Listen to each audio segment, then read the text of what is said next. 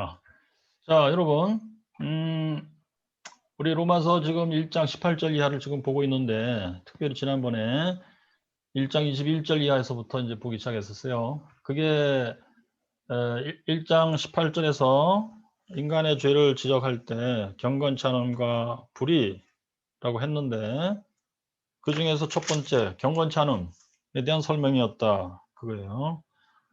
1장 21절부터. 그리고 이제 불의한 죄, 그것은 1장 28절부터 31절까지 진행이 된다고 저는 봐요. 그럼 이렇게 두 가지로 이제 인간의 죄를 시작했는데 경건치 않음, 불의함 이렇게 이것은 십계명을 전제한 것이다요. 십계명의 전반부 1계명부터 4계명까지가 하나님을 경외하라, 하나님을 사랑하라 이건데 그걸 지키지 않은 것을 경건치 않음 이렇게 표현한 것이고 그 다음에 십계명 5계명부터 9계명까지 10번째 계명은 또 다루는데요. 좀 이따 말씀드릴게요.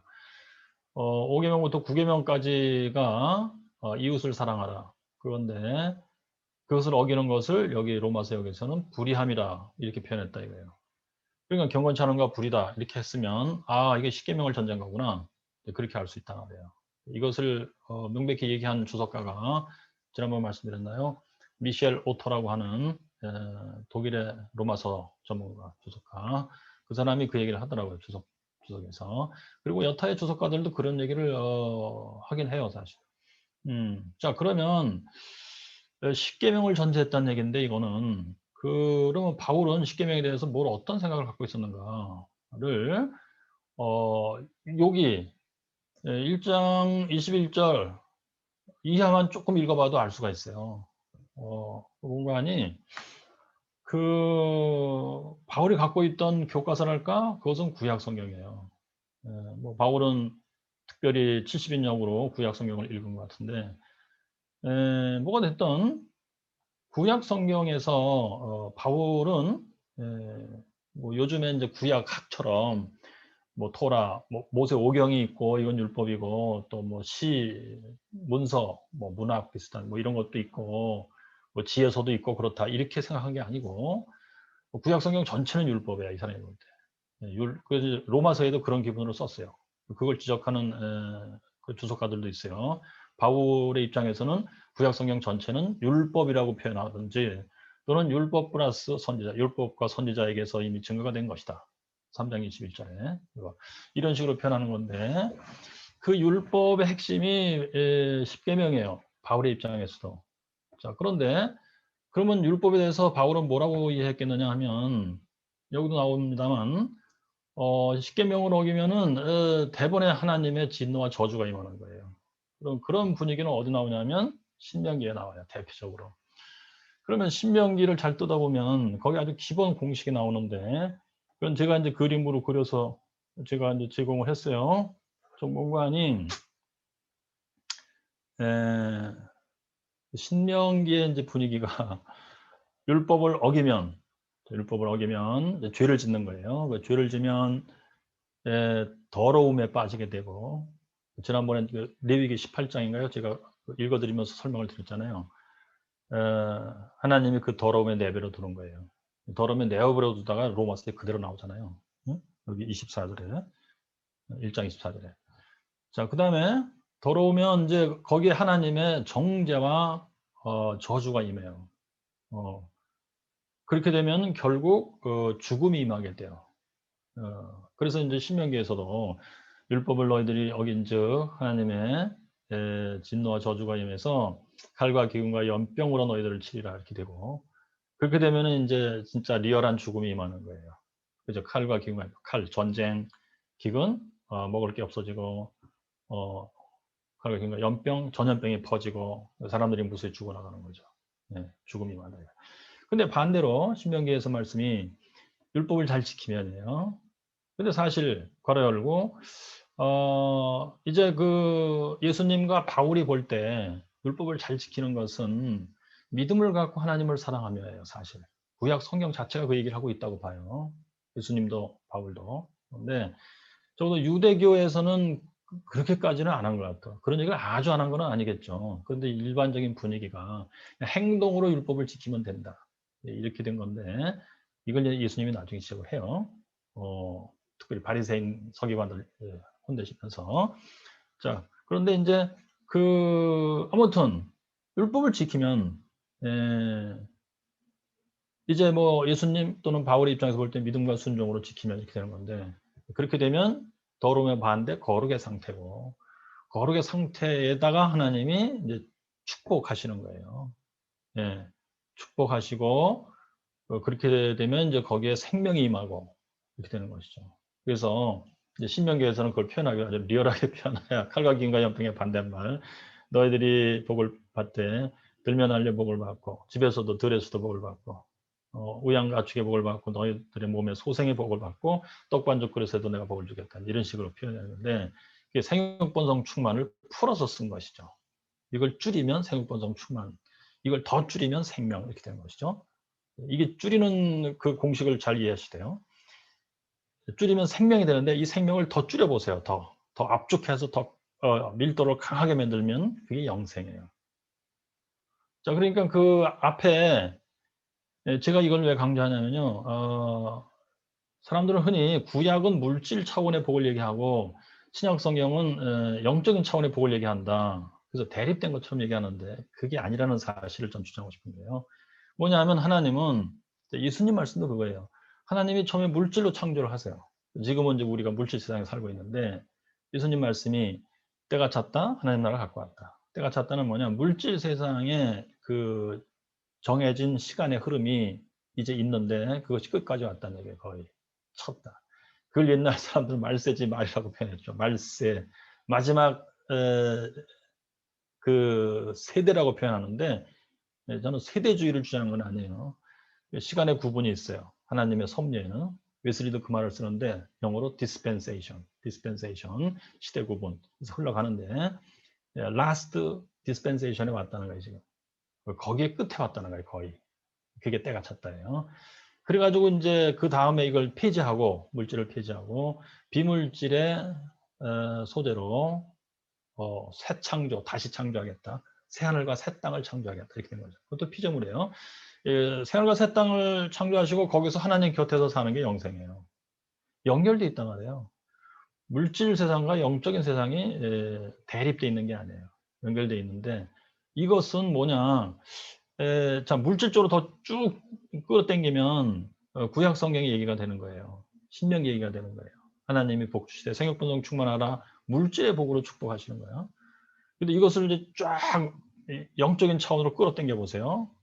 그러면 영적으로 압축이 되어서 더 강렬하게 되는데 그게 이제 바로 아까 제가 말씀드린 그거예요.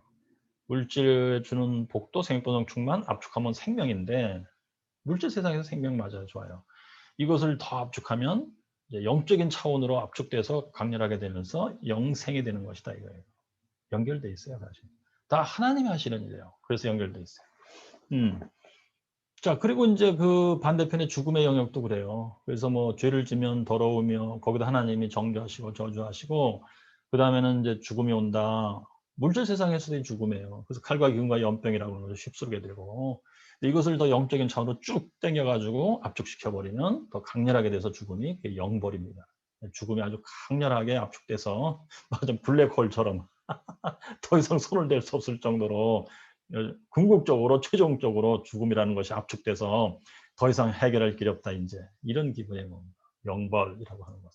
성경에서도 그것을 두 번째 죽음이다, 뭐 그런 식으로 표현을 하죠. 두 번째 죽음이다. 자, 그러니까 이 도표를 바울은 머릿속에 갖고 있었다고 저는 생각해요. 저 구약 성경을 읽고 특별히 신명기에 대표적으로 나오는 바 그 두 개의 기둥, 서로 대립되어 있는 두 개의 기둥의 구조를 머릿속에 갖고 있었다. 왜? 십계명을 지키느냐 못 지키느냐, 그것 때문에 그래요. 근데 재밌는 게 있어요. 자, 그러니까 십계명을 이제 잘 지키면, 자, 십계명을 구약이나 신약이나 이건 똑같아요, 사실. 십계명을 잘 지키면 하나님이 축복하시고 생명을 약속해 주시고 생명을 이루어 주시고 한다. 그래서 이제 제가 제공한 도표 중에 이런 게 있잖아요. 율법, 그 핵심은 십계명이에요. 그 십계명에 대해서 세 가지 대하는 태도가 있어요, 인간들이. 첫째는 이제 좋은 거예요.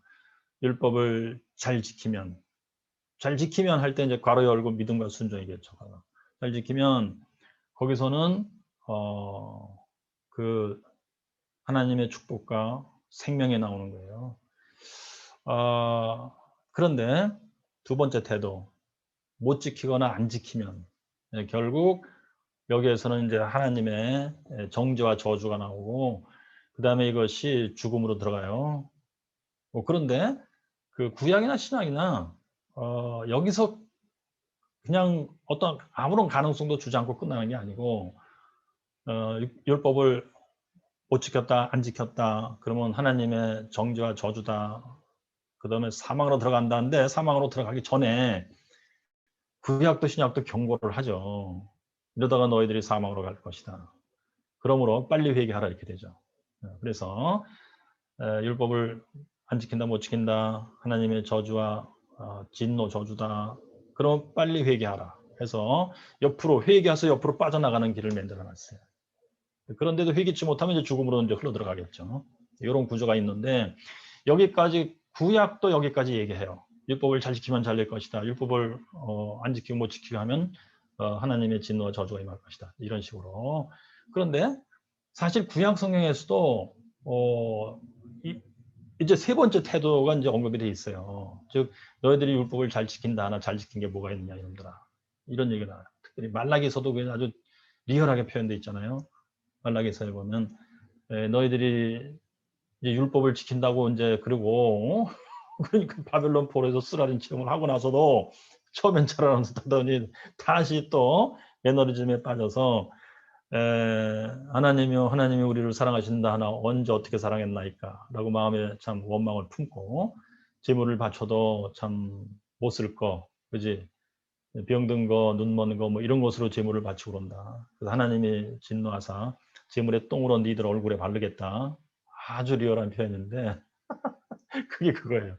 근데 신약 성경에 보면은 예수님께서 이것을 가장 뭐랄까 유대인들에 대해서 가장 중요한 가르침으로 막 끌어올린 거예요. 즉 서기관과 바리새인들을 혼내시면서 너희들이 율법을 지킨다고 하나 사실은 지키지도 않고 지키지도 못하면서 지킨다고 착각하고 있으므로 하나님이 주신 두 번의 좋은 것, 저 율법을 잘 지키면은 축복하고 생명을 주신다는 것도 너희들이 받지 못하고 율법을 못 지키고 안 지켰을 때 하나님의 진노를 경고하며 빨리 회개하라 하는 그 가능성, 그것도 너희들이 상실하고 회개도 못하고 있으면서 그러면서 리얼하게 너희들은 죽음의 길로 가고 있다 시작하신 건데 그것을 이름하여 율법주의라고 부를 수 있다는 얘기입니다. 율법에 대해서 율법주의가 세 번째 태도예요. 근데 로마서에 이것이 다 나와요, 그대로.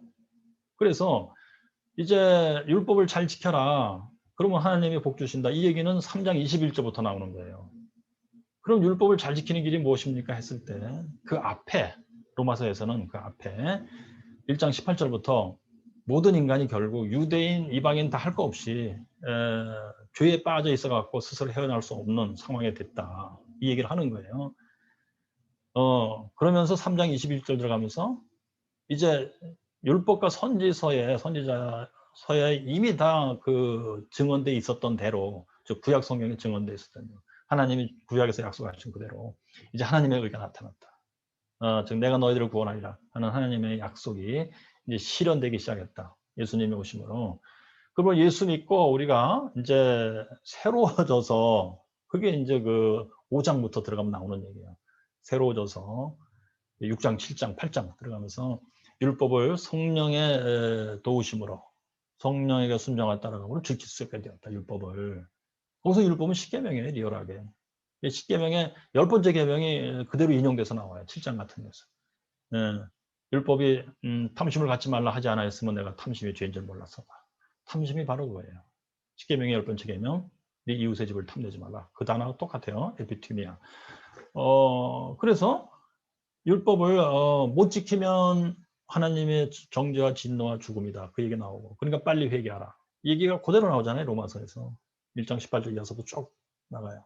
3장 20절이 바로 그거예요. 율법은 죄를 알게 하니 빨리 회개하라. 그 얘기고. 그 다음에 이제, 근데 3장 21절 이하, 예수 믿고 거듭나서 성령의 인도하심을 받고 순종하여 율법을 지키게 되면 이제 너희들에게 생명이 충만하게 될 것이다. 그것을 더 이제 영적인 차원으로 쭉 압축해 들어가면 너희들이 반드시 영생을 받을 거다. 반드시 영생을 받을 거다라는 것을 이제 쭉 바로 이 구조에서는 가장 궁극적으로 중요한 건데, 그래서 로마서 5장에서도 이걸 강조하고 우리가 영생을 반드시 받을 거다. 로마서 8장에서도 이걸 강조해요. 똑같이. 너희들이 영생을 반드시 받을 것이다. 아, 그게 참 재밌어요. 역시 사도 바울 천재. 로마서 5장에서는 영생을 반드시 받을 거다. 우리가 이것을 시간적인 차원으로 입증을 시도했어요. 시간적인 흐름을 보니까 우리가 반드시 영생을 받을 게 확실하다. 그 얘기하고, 로마서 8장에서는 공간적인 차원으로 이것을 입증을 한 거예요. 우리가 영생 받을 것이 확실하다를 공간적인 차원으로 입증했어요. 그건 이제 그때 거기 가서 말씀드릴게요. 예. 자, 그러니까 우리가 로마서 1장 18절 이하서부터 이걸 이해하려면 사도 바울 머릿속에 뭐가 들어있었는가, 이걸 좀 보셔야 돼요. 어떤 공식이 들어있었는가. 제가 지금 말씀드린 바, 죄를 지면 죽음, 그 다음에 믿음 순종하면 생명, 요 구조하고, 그 다음에 둘째, 율법에 대한 개념이에요. 율법에 대해서 인간들은 세 가지 태도를 가질 수 있다요. 지키면, 첫째. 둘째, 못 지키고 안 지키면. 셋째, 율법주의. 있는데 이 세 가지 태도가 그대로 다 나와요. 그래서 율법을 지키면, 이것은 결국 사도 바울이 볼 때 예수 믿고 성령을 따라가면야, 크리스찬이 되면, 이것을 사도 바울은 마음의 할례 받은 자라고 표현한 거예요. 그리고 마음의 할례 받은 자는 율법을 온전히 지킨다고 써 있어요. 어디냐면 로마서 2장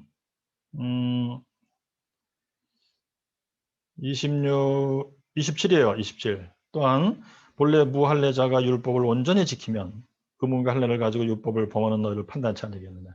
이게 그리스도인들을 지칭한 거예요. 즉 율법을 온전히 지키면 했잖아요.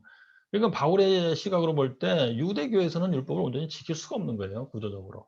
불가능해요. 그걸 로마서에서 누누이 지적한 거예요. 바울 평생에. 근데 율법을 온전히 지킨다고? 이건 왜 가능해요? 로마서 8장 읽어보면 나와요. 예수 믿고 거듭나서 성령을 따르면 율법을 온전히 지킬 수 있게 된다. 예. 그런데 그렇게 되면 의문과 할례를 가지고 율법을 범하는 너희들, 즉 유대인으로 태어나서 율법을 지키노라 하면서 사실 못 지키고 산 너희들을 판단하게 할 것이다, 재판한다는 뜻이에요.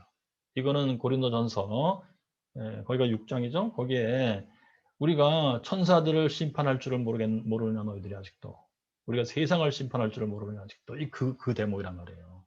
그러니까 여기 이제 그리스도인들을 얘기한 건데, 즉 바울이 볼 때 율법을 대하는 인간의 세 가지 태도, 율법을 지키면 이 그리스도에 대면 지킬 수 있다, 그 얘기고, 그 다음에 못 지키고 안 지키면 결국 죽음이다, 빨리 회개하라, 그러니까 그 전에 요거는 주로 이방인들을 지적할 때 나와요. 로마서에서도 이방인들을 지적할 때 나오고, 그 다음에 세 번째 태도 율법주의, 이거는 유대인을 지적할 때 그대로 나와요. 특별히 2장 17절부터 나오는데, 유대인이라 칭하는 내가 율법을 의지하며 하나님을 자랑하며, 율법을 뭐 자랑하고 그걸 근거, 인생의 근거로 삼고 사는데 위선이 지적돼요. 예? 여기 끝에 간음하지 말라 하는 내가 간음을 하느냐, 우상을 가증히 여기는 내가 신상 물건을 도둑질 하느냐, 율법을 자랑하는 내가 율법을 범함으로 하나님을 욕되게 하고 있다. 유대인들의 위선의 아주 가장 비극적인 차원을 얘기하고 있어요. 하나님을 자랑하는 것으로 너희들이 하나님을 욕되게 하고 있다. 사도 바울은 글에 있어서는 천재야 진짜. 자, 그렇게 돼 있잖아요. 그러니까 로마서 1장 18절부터 이해하려면 우리가 이 그림을 갖고 있어야 돼요, 머릿속에. 제가 지금 말씀드린 게, 그러니까 두 개의 그림, 죄를 지면 죽음, 믿음, 순종, 생명 이렇게 있고, 그 다음에 둘째, 율법에 대해서 인간이 갖고 있는 세 가지 태도, 지키면 못 지키고 안 지키면, 지킨다고 하나 사실은 못 지키면, 그거, 이 그림을 가지고 있었다는 얘기예요. 그 다음에 이제 그러면 그 율법을 10계명, 핵심이 10계명인데 이것을 결국 못 지키게 되는 사연이 뭔가 하는 것을 사도 바울은 로마서 1장 21절부터 쫙 얘기를 하고 있어요. 그거는 이제 그림이 조금 복잡한데 먼저 우리가 그 로마서 텍스트를 보고 분석을 하고 해석을 한번 하고 다음에 그림을 제가 설명드리겠어요. 좀 정리하는 차원에서 그림을 가지고 설명드리겠어요. 자, 여기까지 하고요. 그 다음에 제가 이제 보내드린 또 그림 중에 로마서에 A, B, B-A- 구조가 있어요. 그거를 제가 여러 군데에서 이제 발견을 했는데 그 구조를 적용하면서 한번 읽어보세요. 진짜 여러분들이 놀랄 겁니다. 아하, 이게 이런 구조를 갖고 이것이 이거에 대한 설명이구나. 이렇게 될 거예요. 근데 그 구조를 모르시면 해석하기가 진짜 힘들어져요. 엉뚱하게 돼버립니다. 그거는 그때마다 제가 말씀을 드리겠어요. 여기 A, B, B, A 구조가 나온다. 잘 보시라고 하겠습니다. 자, 그 다음에 이제 오늘 해석으로 들어가기 전에 한 가지.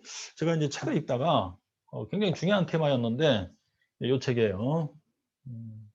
이 책이 뭐냐면, 여기 이제 막 히브리어로 써 있어갖고 막 겁내식으로 하시는데, 간단해요. 이거는 파울루스라고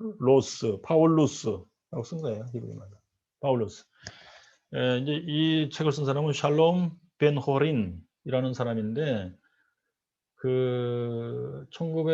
이 사람은 독일에서 태어난 유대인이에요. 그리고 뮌헨에서 태어나서 뮌헨 대학을 다니고 종교학을 전공했더라고요. 저널리스트로 활동한 사람인데 특별히 비교 종교학해서 기독교와 유대교와의 대화를 위해서 굉장히 힘쓴 사람이고 그래서 상도 많이 받았어요. 여러분도 이 말을 들으셨을 때 그때 당시 인물들에 대해서 좀 아시면 금세 눈치가 확 들어올 거예요. 시오니즘 운동하고도 좀 관련이 있을 것 같은 내가 볼 때 이 사람. 그래서 그쪽에서 상을 많이 받았어요 보니까. 특별히 뭐냐면은 마틴 부버라는 사람 있죠? 시오니즘 운동을 열심히 했던 사람. 그쪽 계통에서 이제 상을 몇 차례 받았더라고. 그러면 딱 느낌이 뭐겠어요, 이 사람? 아직 잘 모르시겠죠? 제가 한 구절을 읽어 드릴 테니까 그걸 들으시고 느낌이 오시면 그래도 꽤 여러분들이 관찰력이 있고 뭔가 아시는 분들이에요. 읽어 드릴게요. 그러면 그걸 어떻게 합니까? 살다 보면 알게 돼요. 자, 이 책에 이렇게 돼 있어요. 자, 그러나 여기 제가 그대로 읽어드릴게요. 자, 그러나 다른 이제 위에서 사도 바울이 로마서 9장에서도 그 얘기하잖아요. 내가 유대인들이 나의 동족인데 유대인들이 구원 받기 위해서 내가 그리스도에게서 끊어진 것을 조건으로 삼으신다면 좋습니다, 하나님. 내가 그리스도도 끊어질 줄 알고 유대인들을 구원해 주세요. 하면서 그게 뭐겠어요? 유대인들아, 너희들이 왜 아직도 눈을 뜨지 못하고 그렇게 뭘 모르고 말이야 그러고 있느냐. 차라리 너희들의 눈이 뜨어지고 내 눈이 다쳤다면 차라리 좋을 뻔했다. 뭐 이런 식의 가슴 아픈 얘기를 하는데 그럼 뭐요? 사도 바울이 눈이 열린 사람들이고 예수 안 믿는 유대인들은 눈이 닫힌 사람들이야. 그런데 그 다음에 하는 말이 이거야. 그러나 다른 한편 바로 그 바울이 그의 주님 예수님의 권능의 재림을 곧 있을 거라고 기다리지 않았었느냐 이 사람은. 예수님의 권능의 재림, 심판주로서요. 이제 마지막 심판하실 분으로 곧 오실 것이라고 기대하지 않았었느냐 이거야. 그러나 그것은 헛된 기다림이었다. 예. 그는 심지어 어디까지 갔냐면 자기 세대 중에 일부의 사람들은 예수님이 재림하시기 전에 죽지 않을 것이다. 그러니까 이들이 죽기 전에 예수님의 재림이 있을 것이다 라고 기대했던 것이다. 그 정도까지 갔었다 이 사람은. 고린도전서 15장 51절. 여기서 바울은 잘못 생각했던 것이다. 마치도 예수님 자신도 그 종말론적인 임박한 종말을 기대했었으나 사실은 잘못 생각했던 것과 마찬가지로 이렇게 써 있어요. 예수님 자신도 임박한 종말을 기대했었지만 사실은 잘못 생각했던 것과 마찬가지로 바울도 그 점에서는 잘못 생각했던 것이다. 그래서 쉐입이라고 하는 사람이 강조하기를, 이 쉐입이라는 사람도 이름 보니까 유대인이에요. 독일 계통 유대인이에요. 그 사람이 강조하기를 그러니까 재림지연은 벌써 2000년이 되고 있지 않느냐. 그 점을 쉐입이 강조했던 것이다. 그래서 분위기가 느껴지십니까? 유대인들이 이걸 왜 강조했을까요? 그다음에 그러면서 그런 상황인데도 불구하고 이제 이 세상에는 여전히 어떠한 구원의 흔적도 느낄 수가 없다. 카인의 에알리즘, 그러니까 구원이라고 하는 것을 이 세상에서는 페슈ren 그 흔적도 느낄 수가 없지 않느냐, 현실이 지금 이렇게 돼 있어요. 그러니 사도 바울이 눈이 열렸던 것일까 과연? 아니면 오히려 그 밑에 써 있기를, 그러면 자 누가 눈이 열렸던 것일까? 바울일까? 아니면 유대교 내에서의 바울의 반대자들, 이들이 누구냐면은 뭐 예수를 안 믿는 유대인들일 수도 있고 예수 믿는 유대인일 수도 있는데 예수를 안 믿는 유대인일 거예요 아마. 그래서 이 사람은 이제 기독교와 유대가의 이제 대화를 시도하고 했다는 사람인데, 응? 바울을 반대했던 그 유대인들이 차라리 눈이 열려 있었던 게 아닐까 혹시? 예수를 거부했던 그 사람들이 오히려 눈이 열렸던 게 아닐까? 이런 식으로 써 있어요. 자, 이 사람은 그러면 이제 뭐 하자고 제안할 것 같아요? 이 책에서. 이 책까지 안 읽어봐도 알아, 금세. 마지막, 예수님의 마지막 심판의 재림? 그것은 예수님도 잘못 생각한 거고, 예수님은 뭐, 내가 마지막 심판하고 오겠다. 그거 말고도 이제 곧 때가 찼다, 하나님 나라 갖고 온다. 새하늘과 새 땅이 시작될 것이다. 뭐 이렇게 했는데 잘못 생각한 것이고, 또 사도 바울은 예수님이 언제 심판하러 올 거다 했지만 잘못 생각한 것이고, 그렇다고 해서 이 사람은 유대교도 유대교 아니고 기독교 포기하자는 얘기 아니에요. 기독교 좋다, 잘했다. 근데 이제 기독교와 유대교하고 대화해서 우리 그럴싸하게 하자. 근데 무슨 얘기 할 것 같아, 이 사람? 간단합니다. 하나님의 직접적인 개입은 없다. 그럼 뭐예요? 우리가 노력해야 된다. 우리가 정신 차리고 인간답게 살면서 기독교와 유대교락도 우선 먼저 진짜 인간다운 삶이 뭐고 인간다운 인간이 뭐고 인간다운 세상이 뭔지 우리가 알았으니까 그거를 세우기 위해서 우리 힘쓰자, 노력하자 얘기하겠죠. 그게 지오니즘이에요. 그러니까 이제 전통적인 유대인들이 볼 때는 그거는 자유주의예요. 그래서 결국 뭐예요? 위를 쳐다보는 것을 이제는 포기해버린 사람들이에요. 옆으로 쳐다보자는 얘기예요. 우리 사람들끼리 제대로 알고 눈이 열려갖고 이제 제대로 눈을 열자 우리. 그리고서는 예수님도 바울도 사실은 제대로 눈을 열자고 얘기는 했었지만 100%는 아니었다. 좀 부족했는데 그것을 우리가 채우면 된다. 그래서 우리 좋은 세상 만들어 보자 진짜. 가능하다. 할 수 있다. 왜면 태어나냐? 할 수 있다. 이렇게 얘기하는 사람들끼리 상 주고 받고 했다는 것이죠. 자, 그러니까 이제 딱 느낌이 오지 않습니까? 이런 사람들 우리 주변에도 지금 많이 있어요. 유튜브를 뒤져봐도 많이 있습니다. 우리 학교에서 가르치고 배우고 했던 사람들 중에도 많이 있어요. 유튜브에도 등장하시더라고. 자, 뭐가 됐던. 아무튼, 자, 그러면 생각해 보십시다. 예수님도 바울도 다 실패했다고? 잘못 생각한 거예요? 자, 사도 바울이 말이죠. 임박한 종말을 명백하게 얘기합니다. 여러분, 아주 강렬하게 얘기해요. 로마서에도 강렬하게 얘기합니다. 반드시 올 것이다. 나는 확신한다. 그래요. 5장에서도 영생에 받을 게 확실하다. 그 다음에 8장에서도 영생 받을 게 확실하다. 근데 그 영생은 고린도전서 15장 가면 이제 곧 올 것이다. 우리 지금 살아있는 사람들 중에서도 예수님이 곧 재림할 때 우리가 죽기 전에 이제 재림하실 건데 우리가 호련히 몸이 변화될 것이다. 신령한 몸으로. 이렇게까지 했어요. 자, 그런데 빌립보서 1장에서 나는 지금 그리스도 곁에 가 있기를 나는 차라리 원한다. 그건 죽기를 원한다는 얘기예요. 그런데 너희들 가르치는 것도 중요하니 둘 중에 뭘 내가 택할지 모르겠다. 주님 곁에 가입하는 것을 나는 더 좋게 여긴다만 여기서 너희들 가르치는 것도 중요하다. 자, 이렇게 얘기를 한 사도 바울인데 만약에 임박한 종말을 기다렸지만 아닌 것 같다는 느낌이 들었을 때 이렇게 얘기했을 것 같아요? 또는 나는 표대를 향해서 달려간다. 빌립보서. 이거는 상당히 뒤에 쓴 거예요. 빌립보서는. 선교 초기도 아니에요. 로마서는 더군다나 이 사람이 이제 62세 정도에 그 하나님께 간다고 치고, 그러면 그 마지막 순간 되기 전에 이게 57년, 56년에 썼다고 치면 뭐요? 한 8년 전? 그지? 8년이에요? 56.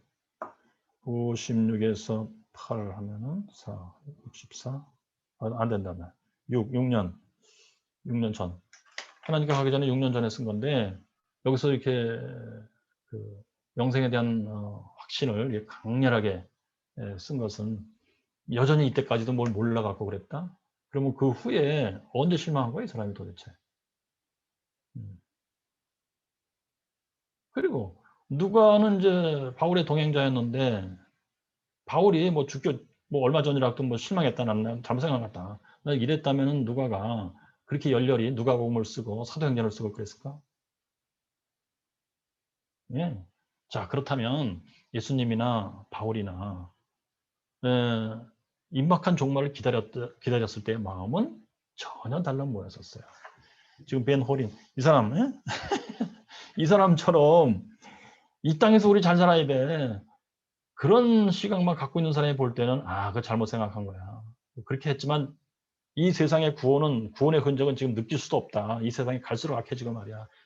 우리가 노력해야 되는 거야, 결국. 그런 시각을 볼 때는 바울도 뭘 잘못 생각한 거야. 예. 오신다더니 2000년이나 지났는데 안 오셨냐. 이런 식으로 보게 되고 얘기하게 될 거예요. 그런데 제가 볼 때는 예수님이나 사도 바울이나 때가 찼다든지 하나님 나라 갖고 왔다든지, 우리가 영생에 고독한다, 우리가 여기 있는 사람들 중에 죽지 아니하고 예수님 재림을 볼 것이다 라고 했을 때에 그들의 마음은 전혀 다른 모였습니다. 뭐냐면 그것은 하나님이 정해주신 인생의 구조예요. 그냥 너희들은 하나님의 약속을 기다리고 사는 존재이다. 자, 그래서 여러분 그 영화를 한번 보시는 게 굉장히 중요해요. 뭐냐면 제목이 가나 혼인 잔치일 거예요. 우리나라에서 그 영화를 잠깐 했더라고. 넷플릭스에서 볼 수 있다고 그래요. 한번 꼭 보시기 바라요. 가나 혼인 잔치. 그거 뭐냐면 그걸 이해하는 게 굉장히 중요한데요.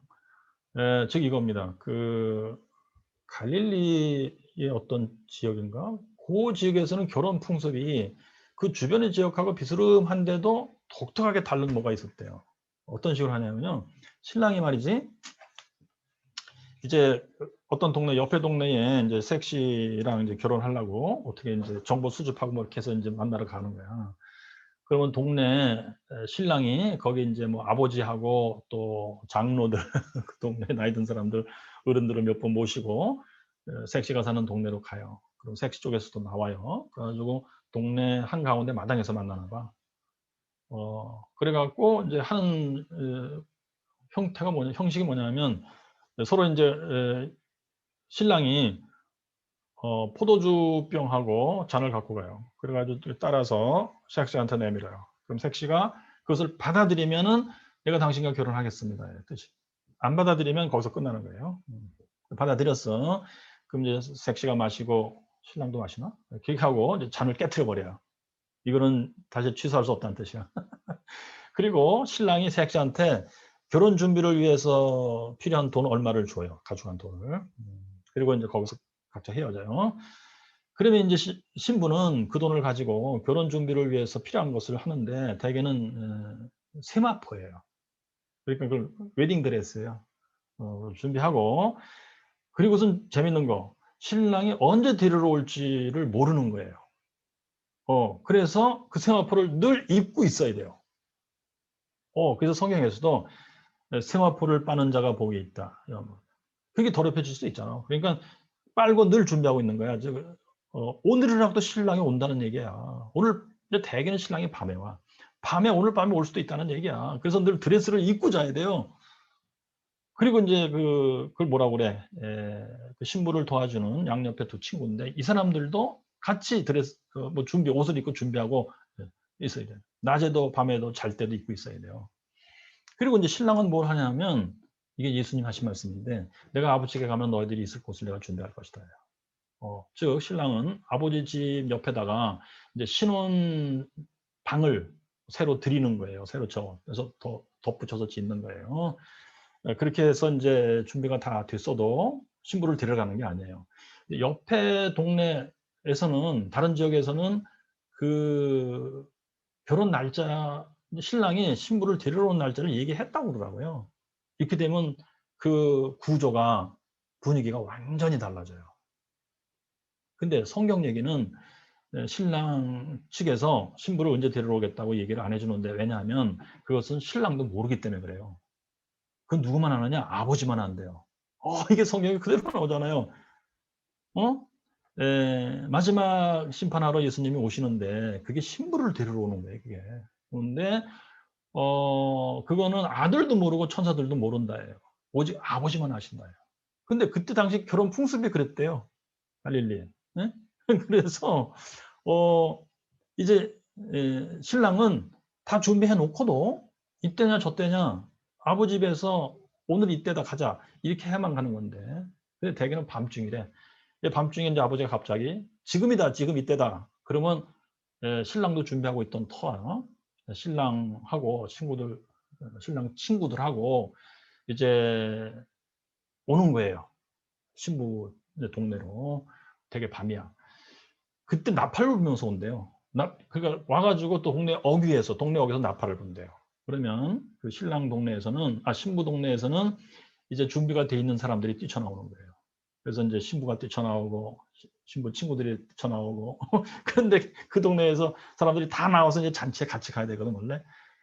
준비 안 한 사람들도 있는 거야. 그 사람들은 막 이제 뒤늦게 준비하느라고 난리가 났겠지. 그것이 열처녀 비우더라고요. 그래서 준비된 5명만 데리고 가는데 재밌는 거.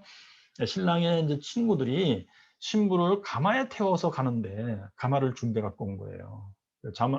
신부를 이제 가마에 앉혀. 그리고서는 신랑 친구들이 그걸 들어요, 앞뒤에서. 그것이 리프트업이에요. 리프트업이 뭔지 아시겠어요? 응? 신약 성경에서는 번역을 뭐라고 했어요, 그것을? 우리가 들려 올려가리라. 그래서 그것을 전문 용어가 뭐지 그게? 근데 생각이 안 나요 지금. 응? 안 들려. 휴거. 휴거에 그게. lifted up. 휴거에 그게 휴거. 그래서 이제 신부를 가마에 앉히고 양쪽에서 이렇게 들었기 때문에 들려 올라가는 거예요. 그래가지고 이제 신랑네 동네로 가요. 가서 이제 새로 마련한 그 집에 들어가서 재밌는 거. 준비된 사람들만 들어가. 그리고서는 문을 닫아버려. 그리고 일주일 동안 잔치를 하는데 그 안에 들어가 있는 사람도 바깥으로 못 나가고 바깥에 있는 사람은 못 들어가고 해요. 그러니까 신분의 동네에서 뒤늦게 준비를 안 하고 있다가 뒤늦게 쫓아온 사람들이 문 열어달라고 해도 안쪽에서는 더 이상 안 열어준대요. 나는 너희들을 모른다. 열전의 비유 얘기가 다 똑같더라고. 참 신기해. 예. 자, 그래서 이 스토리에서 중요한 게 뭐겠어요? 기다림이에요. 기다림인데 그 때를 몰라요. 때를 모르기 때문에 여기서 모든 것이 다 판가름 납니다. 즉 신부가 이 웨딩 드레스를 입고 늘 깨끗하게 기다리고 있어야 되는데 뭐 때가 되면 오겠지 하고서는 뭐 대충 한다 그러면 탈락이에요. 그러니까 하나님께서는 예수님도 임박한 종말을 기대하고 있었는데 그것은 착각했다가 아니고 원래 하늘 아버지 하나님께서 우리 인간에게 주신 존재 방식이 그거예요. 네가 하나님에 대해서 진정으로 기다리고 있겠느냐예요. 그렇지. 그 다음에 내가 널 데리러 오겠다 날짜를 알려줘 버리면 다 끝나는 거예요. 그 전에는 뭐 대충 살다가 날짜가 가까우면 준비 딱 하고 있으면 되잖아. 그것은 인간의 존재 방식이 아니에요. 하나님과 인간 사이의 관계를 그거 갖고 설명할 수가 없어요. 그것은 얼마든지 숨길 수가 있고 쇼를 부릴 수가 있고 진심은 아닌데 인 것처럼 할 수가 있고 그렇다는 얘기예요. 그래서 하나님은 우리의 진심을 보기 위해서는 날짜를 안 알려주는 거예요. 2000년이 흐르건 수만 년이 흐르건 상관없어요. 하나님이 중요한 것은 우리의 마음의 태도예요. 진짜 정결한 신부로서는 신랑을 기다리고 있었느냐요. 자, 그래서 이제 그 스토리에서는 근데 참 재밌게도 그게 갈릴리에 실제로 있었대요. 그런 그 풍습이 그렇게. 예수님이 그것을 그대로 가지고 이 하나님과 인간 사이의 이 중요한 진리를 설명하셨다는 사실 자체가 놀라운 거예요. 그러니까 이제 초대교회 교인들이 그렇게 하면서 결국 시간이 흘러가고 하니까 이제 이해 못하고 떨어져 나가고 하는 사람도 많이 있었겠지. 그랬을 때 베드로 후서인가요? 거기에 천년이 하루 같고 하루가 천년 같다. 이 말을 해가면서까지 이제 주님이 하시락도 언제락도 오실 것이다. 이런 얘기. 그러니까 이제 사도 바울도 그 영생을 그렇게 강조했을 때 바로 이런 기본으로 영생을 강조한 거예요. 하나님이 우리를 보실 때에, 우리를 애시당초 만드실 때에 하나님에서 어떤 존재로 살아야 되느냐 했을 때 하나님은 우리라는 존재를 하나님을 향해서 기다리는 존재로 맺는 것이다. 그리할 때 이 기다림을 너희들이 믿음을 갖고 순종하여 진실하게 했을 때 하나님이 너희들을 인정하실 것이다. 너의 마음의 진실함을 하나님이 받아주실 것이다. 그 길밖에 없다. 우리는. 그거거든요. 자, 그러므로 한번 잘 보세요. 예수님의 재림은 뭐 2000년 지나도 안 왔어. 벌써 딴 생각하고 있는 거예요. 그럴 때 뭐 대표적인 생각은 이거예요. 아, 기독교 별거 아니야, 포기. 또는 기독교는 포기 안 하는데 대신 우리 힘으로 하자. 그런 태도가 나오기 쉽죠. 우리 힘으로 하자 하는 사람들의 마음속을 들여다볼 때 하나님에 대한 기다림은 없는 거예요. 그 마음속에 하나님에 대한 기다림에 대한 실망이 가득 들어있는 겁니다. 근데도 기독교를 포기 안 했어? 나는 기독교를 그래도 유지해. 나 믿음이 있습니다. 그것은 가짜인 것입니다. 그들 스스로 만드는 기독교예요. 만드는 믿음이에요. 하나님 입장에서는 인정할 수가 없죠. 신약 성경에 비춰볼 때 그래요. 하나님에서 인정할 수가 없어요. 그러니까 그 얘기는 뭐냐면 갈릴리 혼인잔치 비유해 볼 때 신랑이 안 와? 아, 좋아. 그럼 난 뭐 내가 혼자 살아도 돼. 또는 뭐 단 남자랑 살지. 뭐 걔밖에 없냐? 이런 태도가 되는 거예요. 또는 아, 나 혼자 살아도 돼. 나 다 필요 없어. 예, 이렇게 되는 거예요. 굉장히 재밌죠? 자, 그러므로 그 갈릴리 혼인잔치라는 영화를 그건 다큐멘터리 같은 다큐멘터리인데 뭐 진짜 오리지널 다큐멘터리는 아니에요. 그걸 꾸며낸 얘기도 아니에요. 아무튼 굉장히 재밌어요. 한번 보시기 바라요. 자, 여기까지 혹시 제가 이제 로마서와 사실 깊은 관련이 있기 때문에 사도 바울의 이야기에서 깊은 관련이 있기 때문에 말씀드린 건데요. 질문 있으면 한번 해보시죠. 혹시 여기까지.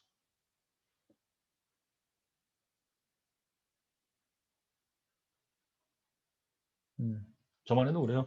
벤 호링 같은 이 사람 책을 제가 만약에 이 책이 1970년대 처음 쓰여졌어요. 그리고서는 1980년대 1980년에 제 1판이 나왔어요. 그리고 1984년에 4판을 찍었어요. 굉장히 많이 팔린 책이야.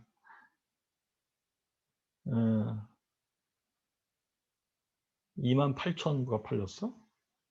뭐야? 그 제가 대학교 다닐 때 이 책을 읽었으면은 아, 그럴싸하다라고 생각했을 것 같아요. 제가 이제 그동안에 살아오면서 인생이 이런 거 저런 것도 많이 보고 결국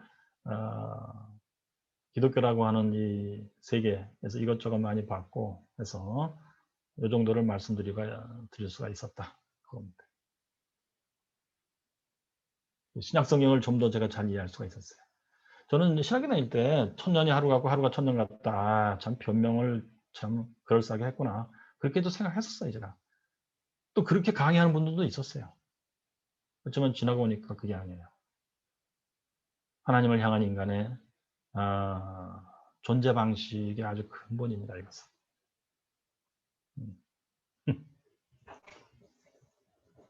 자, 다른 말씀 없으신가요, 지금? 좋아요. 그러면 이제 우리 로마서 읽어보기 시작하겠어요. 지난번에 자, 그러니까 아까 말씀드린 대로 사도 바울의 머릿속에 들어있는 공식을 우리가 잘 들여다보시면 이 말을 왜 썼는지 알 수 있어요. 즉, 그 이제 하나님으로 여기지 않는다. 경건치 않음의 죄를 이제 쭉 설명하면서 결국 우상숭배 얘기 나오고 그러면서 동성애 얘기가 나오고 그래요. 그 구조는 이거 동성애 얘기한 거야. 이제 이렇게 얘기하기가 쉬운데 그보다 더 근본적인 거예요. 근원적인 거. 즉, 여기의 구조는 그거예요. 인간의 죄, 더러움, 하나님의 정죄와 진노와 정죄, 죽음. 그 구조를 그 시대상을 가지고 묘사한 겁니다.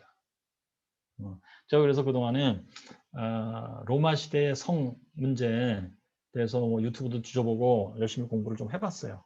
그랬더니 진짜 재밌는 거 많이 발견했어요.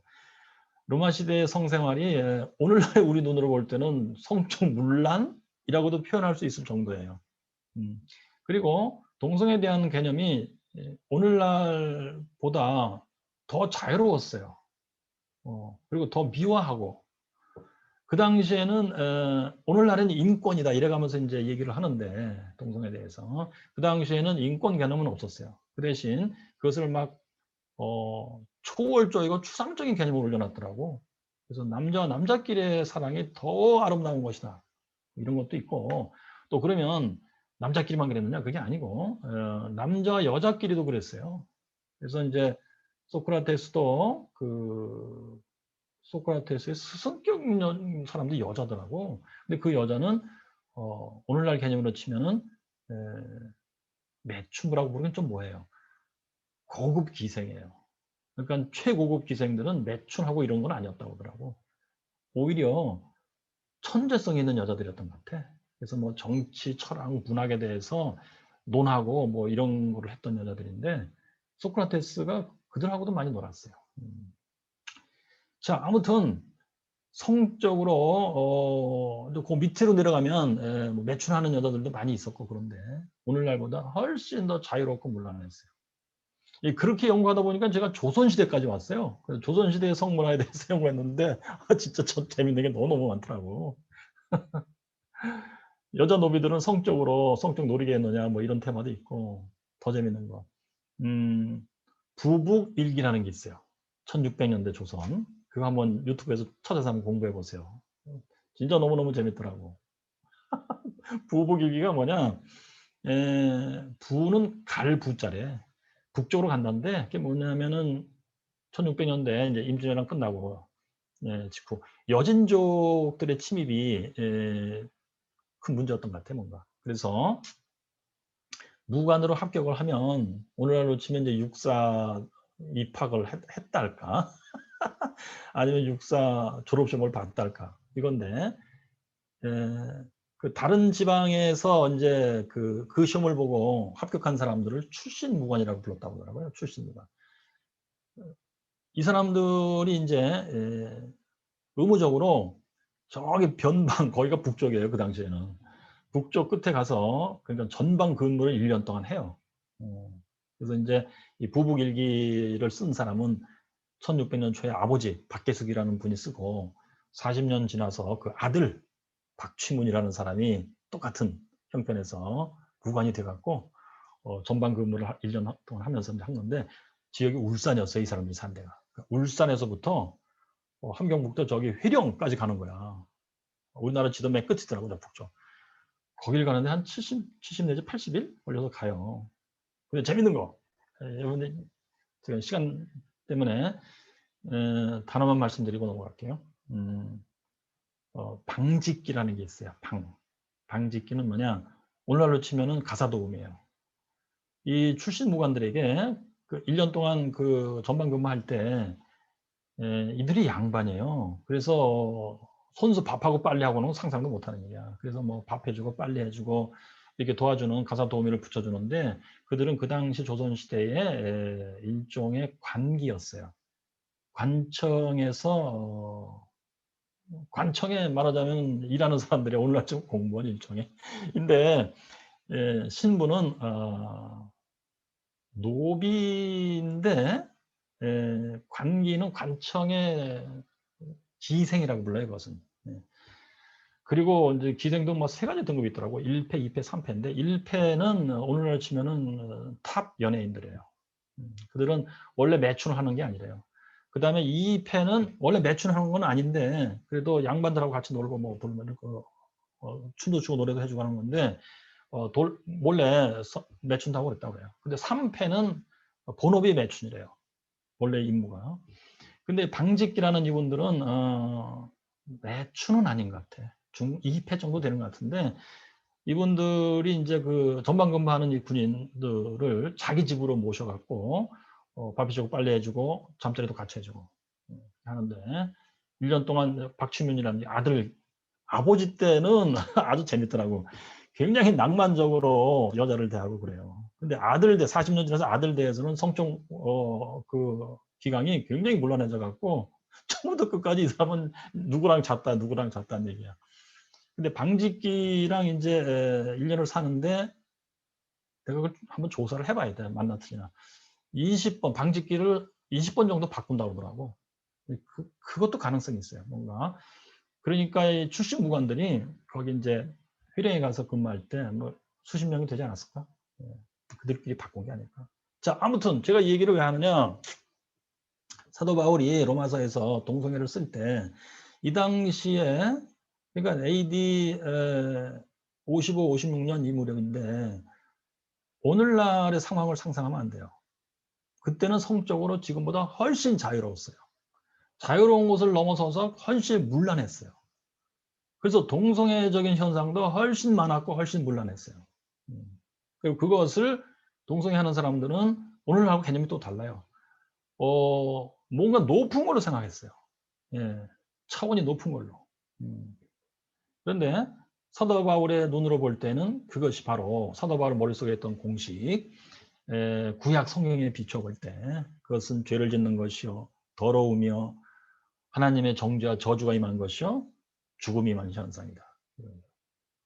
그래서 지금 로마서 이제 1장 21절부터 쓸 때 그거예요. 십계명의 전반부를 어긴 죄예요. 그거에 대해서 하나님은 여지없이 구약 성경에 말씀하신 그대로 이들에게 죽음이 임하게 하셨다. 동성애가 왜 죽음을 상징할까요? 지난번에 얘기했잖아요. 아무리 열심히 그렇게 서로 자도 열매를 맺을 수가 없어요.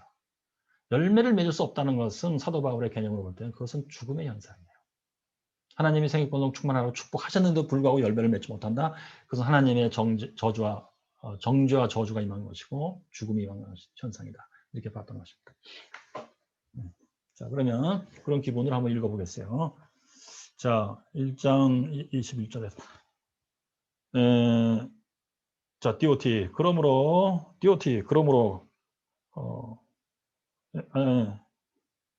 왜냐하면이라고 읽어야 돼요. DOT. 왜냐하면은 뭐에 대한 이유냐? 1장 18절에 대한 이유예요. 즉 하나님의 진노가 불의로 진리를 막는 사람들의 모든 경건찬원과 불의에 대해서 하늘보다 쫓아난다 하고 21절로 넘어가서 왜냐하면 이렇게 읽어야 돼. DOT. 하나님을 알되 해서 근원 테스토온 테온 이거예요. 그러니까 하나님을 알고 있으면서도 이렇게 읽을 수가 있어요. 그리고 호스테온 독사산 하나님으로서 영광을 돌리지 않았다. 영광스럽게 하지 않았다. 단순각으로 되어 있는데 단순각어는 여기서 뜻이 단순히 이게 아니에요. 단순각어는 과거에 있었던 사실을 뭐 얘기한다. 그 이외에 다른 어떤 내용을 얘기하는 게 아니다. 이렇게 되어 있는데 여기에는 이제 그 인셉티브 아오리스트라는 개념이 있어요. 인셉티브가 뭐냐? 영어 INCEP TIVE 인셉티브 아오리스트. 요거는 이런 거예요. 과거에 시작해서 지금까지 오는 거예요. 그러니까 뭔가 현재 완료하고도 비스름해요. 우리말 같으면 이렇게 표현할 거예요. 모건대학은 죄송해요. 모건대학 얘기해서 모건대학은 스톡스 박사님이지. 도익서 박사님이 창립하였다. 그러면 아오리스트잖아. 그지? 과거에 어떤 있었던 일이요. 근데 그때 창립해가지고 지금까지 쭉 오는 거예요. 개교 기념일 날 이 말을 한단 말이야. 모건대학은 도익수 박사님이 창립하셨습니다. 그게 바로 인셉티브 아우리스트예요. 과거에 어떤 시점에서 했는데 그 현상이 지금까지 쭉 오고 있는 뭐예요. 그런 의미에서 이들이 하나님을 알면서도 하나님을 영화롭게 하지 않았다. 그러니까 이것은 뭐 바울의 입장에서 볼 때는 구약 성경을 볼 때 창세기 3장부터예요. 3장부터 그지 하나님께 영광 부르지 아니하더니 지금까지도 쭉 그렇다 이놈들이 이 뜻이에요. 그래서 예, 오카리스테산 또는 감사치 아니하였다. 그랬어요. 예, 그러니까 이제 하나님께 영광 돌리고 감사하는 것이 기본이에요. 즉 10계명의 전반부를 지키는 가장 기본적인 태도예요. 그렇다면 하나님을 영화롭게 하며 감사한다는 것이 뭔지 시편 147편에서 제가 읽어보겠어요. 시편 147편. 요 시가 바벨론 포로 끝나고 와서 진 시예요. 예, 그래갖고 일종의 후회하면서 우리가 왕년에 우상 숭배하고 망했다. 또는 혼합 종교. 여호와도 섬기고 우상도 섬기면서 잘 되보려고 했지만 망했다. 이제 우리 정신 차리자 이 뜻이에요. 그래서 1절부터 우리 하나님께 찬양함이 선함이요 찬송함이 아름답고 마땅하다. 이거잖아요. 이게 이제 말하자면 그 하나님은 복 받으시옵소서. 하나님께 영광 돌리고 감사합니다를 아주 압축한 말이에요. 여호와께서 예루살렘을 세우시며 이스라엘의 흩어진 자를 모으시고 바빌론 포로에서 돌아왔어요. 상심한 자를 고치시며 저의 상처를 싸매시는도다. 이제 다시금 위로를 받으며 새로운 힘을 얻고 있어요. 저가 별의 수요를 계수하시고 저희를 다 이름대로 부르시는다. 이스라엘 백성 하나하나를 다 부르시며 하나님이 다시 사랑하시기 시작했다는 얘기. 우리 주는 광대하시며 능력이 많으시며 그 지혜가 무궁하시도다. 그러니까 바벨론 포로도 하나님의 뜻이 있었던 것이고 이제 해방시켜서 돌아온 것도 하나님의 뜻이 있는 것이고 하나님이 모든 것을 다 좋게 하신다. 여기서 벌써 영광 돌리며 감사하잖아요. 그죠? 여호와께서 겸손한 자는 붙드시고 악인은 땅에 엎드려. 자, 여기 이제 교훈이 나와요. 그러므로 악하게 살지 말자. 그럼 악하게 안 사는 게 뭐야? 겸손이에요. 겸손은 뭐야? 여기까지만 읽어도 분위기가 나오잖아요. 하나님을 하나님으로 인정하고 하나님은 선하시도다 지혜롭다 인정하고 우리에게 일어나는 모든 일이 하나님이 우리에게 좋으라고 하신다 인정하고 그게 영광 돌리며 감사하는 거예요. 또 감사함으로 여호와께 노래하며 수금으로 하나님께 찬양하자. 저가 구름으로 하늘을 덮으시며 땅을 위하여 비를 예비하시며 산에 풀자라게 하신다. 여기서 뭘 느끼십니까 여러분? 엔티바알리즘이에요. 즉 바알 숭배 지난번에도 잠깐 설명드렸지만 바알 숭배에서 중요시 여기는 게 풍요예요. 생육건성 충만이에요. 그걸 위해서 이들이 바라보는 건 뭐냐? 하나님을 바라보는 게 아니고 자연을 바라보죠. 물론 각자 나름대로 우상을 만듭니다만 그 핵심은 자연이에요. 자연에서 이들이 중요시 여기는 게 뭐겠어요? 추나추동이에요. 추나추동 돌면서 비가 잘 내리고 해야 돼. 비가 잘 내려면 바람이 잘 불어야 되고 구름이 잘 모여야 되고 등등 있죠. 비가 잘 내리고 우물도 잘 나와야 되고 샘도 잘 나와야 되고 그래야 우양가축도 잘 되고 농사도 잘 되는 거예요. 그죠? 저가 구름으로 하늘을 덮으시며 그런데 이제 바벨론 포로 쓰라린 경험을 하고 돌아와서 하나님을 영화롭게 하며 감사하는 사람들의 입장은 뭐냐? 이거 다 하나님이 하시는 일이다. 예? 바알이 하는 게 아니고 그래서 하나님이 구름으로 하늘을 덮으신다. 땅을 위해서 비를 예리하신다. 산에 풀이 자라게 하신다. 들짐승과 우는 까마귀 새끼에 먹을 걸 주시는도다. 이게 생육분성 충만의 현상, 묘사한 겁니다. 그거 다 하나님이 하신다. 심지어 까마귀가 먹는 것도 하나님이 하시는 거다. 여호와는 말의 힘을 즐거워하니 하시고 여기 말은 horse예요. horse 말. 그러니까 사람의 다리도 기뻐하니 하신다. 즉 뭐냐 이 피조물이 힘을 내고 노력해서 피조물을 열매 맺게 한다. 그거를 제일 경계하는 거예요. 재밌잖아요. 바알 숭배할 때는 뭘로 상징해요? 대개 다 말의 힘을 상징해. 사람의 다리의 힘을 상징하고. 말의 힘을 상징하는 게 뭐겠어요? 뭐 우리나라도 있어요. 서울의 어떤 대학은 독수리를 상징 삼고 어떤 대학은 호랭이를 상징 삼고 단군 신화시도 고음을 상징 삼고 맨하탄은 거기가 주식하는 데겠지 뭐, 그지? 그 앞에 뭐가 있어요? 황소가 있잖아요. 엄청난 황소가. 다 그게 바알 숭배의 상징입니다. 예, 사람의 힘, 그게 올림픽 경기예요. 그리스에서 이제 올림푸스 산에 제우스가 산다 그러고, 제우스 신에게 이제 우리가 제사를 잘 지내자. 그게 올림픽 경기잖아요. 그죠? 사람의 다리의 힘이에요, 그게. 참 신기해요. 이것도 저것도 다 아니다 이거예요. 그러면서 자기를 경외하는 자와 그 인자하심을 바라는 자들을 기뻐하시는도다. 하나님을 경외하라. 그잖아요. 하나님이 다 하시는 거다. 그래서 결국 예루살렘아 여호와를 찬송하라. 시온아 네 하나님을 찬양하라. 저가 네 문빗장을 견고히 하시고 너희 가운데 자녀에게 복을 주셨으며 내 경내를 평안케 하시고 아름다운 밀로 너를 배불리게 하신다. 여기서 뭘 느끼십니까? 추수했어요. 추수한 것을 창고에 쟁여놓은 것입니다. 그래서 문빗장을 견고. 그러니까 이제 창고에 쟁여놨기 때문에 이거 하나님이 보호해 주셔야 돼. 안 그러면 옆 동네에서 쳐들어와가지고 뺏어가고 불질르고 그럽니다. 자녀들에게 복을 주셨다. 이게 이제 신명기예요. 내가 너희들의 네 몸의 소생에도 내가 복을 주겠다. 바로 그겁니다. 그리고 경내를 평안케 한다. 성내예요. 그래가지고 거기서 이제 추상을 가지고 먹으면서 생육번성 충만을 잘 한다는 얘기입니다. 아름다운 밀로 너를 배불리면 아름다운 밀이 어떻게 생긴 밀이겠어요, 여러분? 통통하게 살이 찐 밀입니다. 오케이. 그래서 이게 창세기 40장이죠? 바로가 꿈꿨을 때 앞에 살지고 아름다운 암소 7마리가 돌아다녔다. 살지고 아름다움이 바로 이 아름다움이에요. 그것이 선악을 알게 하는 데서 선자의 유사어예요. 아름답다, 선하다가 유사어예요. 살찐 겁니다.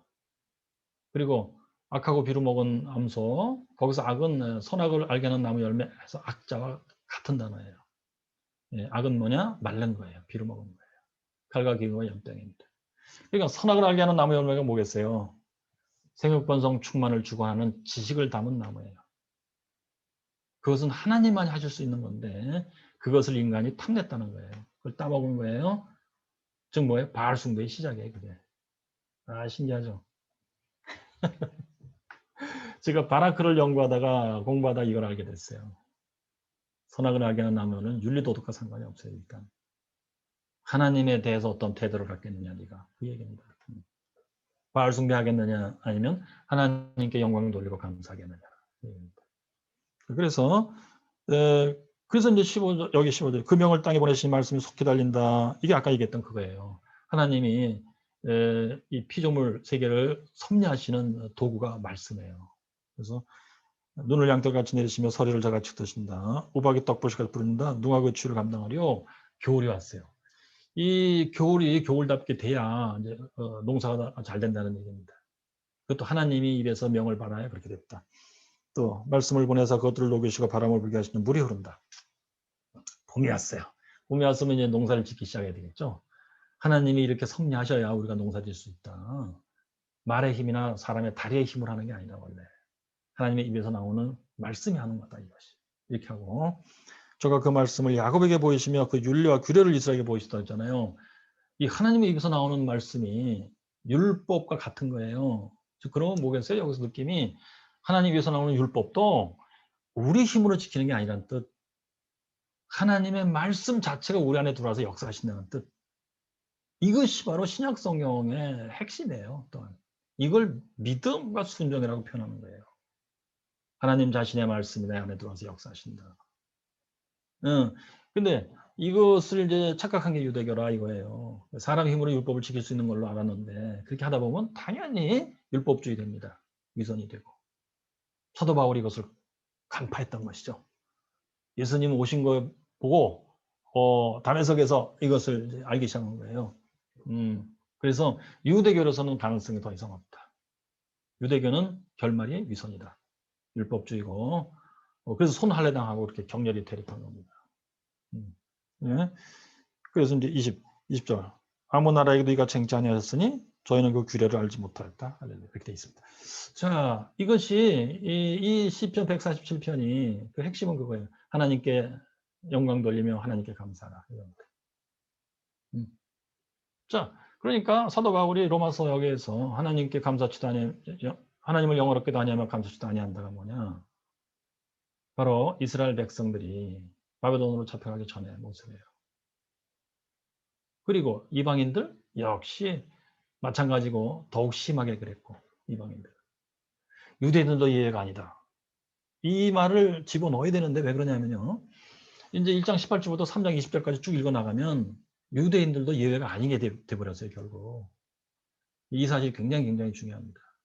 그래서 이제 그 로마서 읽을 때 1장 18절부터 쭉 읽어나갈 때 대개 사람들이 그 2장 들어가기 전에 1장 18절부터 뭐 32절까지는 이방인의 죄를 지적한 거다. 그리고 2장 1절부터는 유대인의 죄를 지적한 거다. 이렇게 분류해 버리는데 문단 구분을 잘못한 겁니다. 3장 20절까지 쭉 읽어보면 유대인 너들도 예외가 아니다. 하나님이 모든 인간의 입을 막아버리고 다 죄를 인정하고 하나님 앞에서 엎드리도록 하나님이 하고 계시다. 지금 예수님이 오신 거 보니까 그걸 알겠다. 이렇게 되어 있어요. 그거 뭐겠어요? 굉장히 중요합니다. 예수 믿고 죄사함 받으며 거듭나는 것 이외에 기회 없다예요. 방법은 없다. 이제 하나님이 행하신 일이 그거다. 사인이. 네. 그래서 이 얘기하려고 사도 바울이 1장 18절부터 인간의 죄를 이렇게 하면 엄청나게 얘기하는 거예요. 결국 유대인 플러스 이방인, 모든 인류, human kind, 모든 인류를 다 싸잡아서 우리 인간은 결국 예수 믿지 않고는 구원받을 수가 없다. 그 얘기를 한 겁니다. 그러니 예수님은 보살이야. 이가 얼마나 어이가 없는지 우리가 알 수 있잖아요. 예수님은 보살이야. 또는 우주적 그리스도, 종교다운주의. 자, 재밌어요. 사도 바울이 자, 예수 믿고 구원받는 거 이외에는 길이 없다 이제 그 얘기 했더니 옳습니다 이렇게 하고 불교도 이슬람교도 사실은 우주적 그리스도를 믿는 겁니다. 이렇게 돼버린 거예요. 얼마나 교묘한지 아시겠죠? 그리스도 믿는 거라니까요. 이슬람교에도 불교에도 유교에도 다 사실은 그리스도예요. 원래 우주적 그리스도. 네. 그러니까 사도 바울을 인정하는 것 같으나 사실은 옆으로 삐져나가는 것이죠. 사도 바울은 근데 리얼하게 얘기했어요. 유대교도 아니다. 그럼 뭐야? 우주적 그리스도 얘기하시려면 유대교도 집어넣어야 될 거 아니야. 유대교에도 사실은 우주적 그리스도를 믿는 겁니다. 사실은. 익명의 그리스도입니다. 그래? 그럼 사도 바울한테 가서 물어보자. 그래서 사도 바울이 유대교도 아니라고 그랬지 않냐. 내가 로마서에서 이렇게 죽으라고 썼건을. 이렇게 되잖아요. 그죠?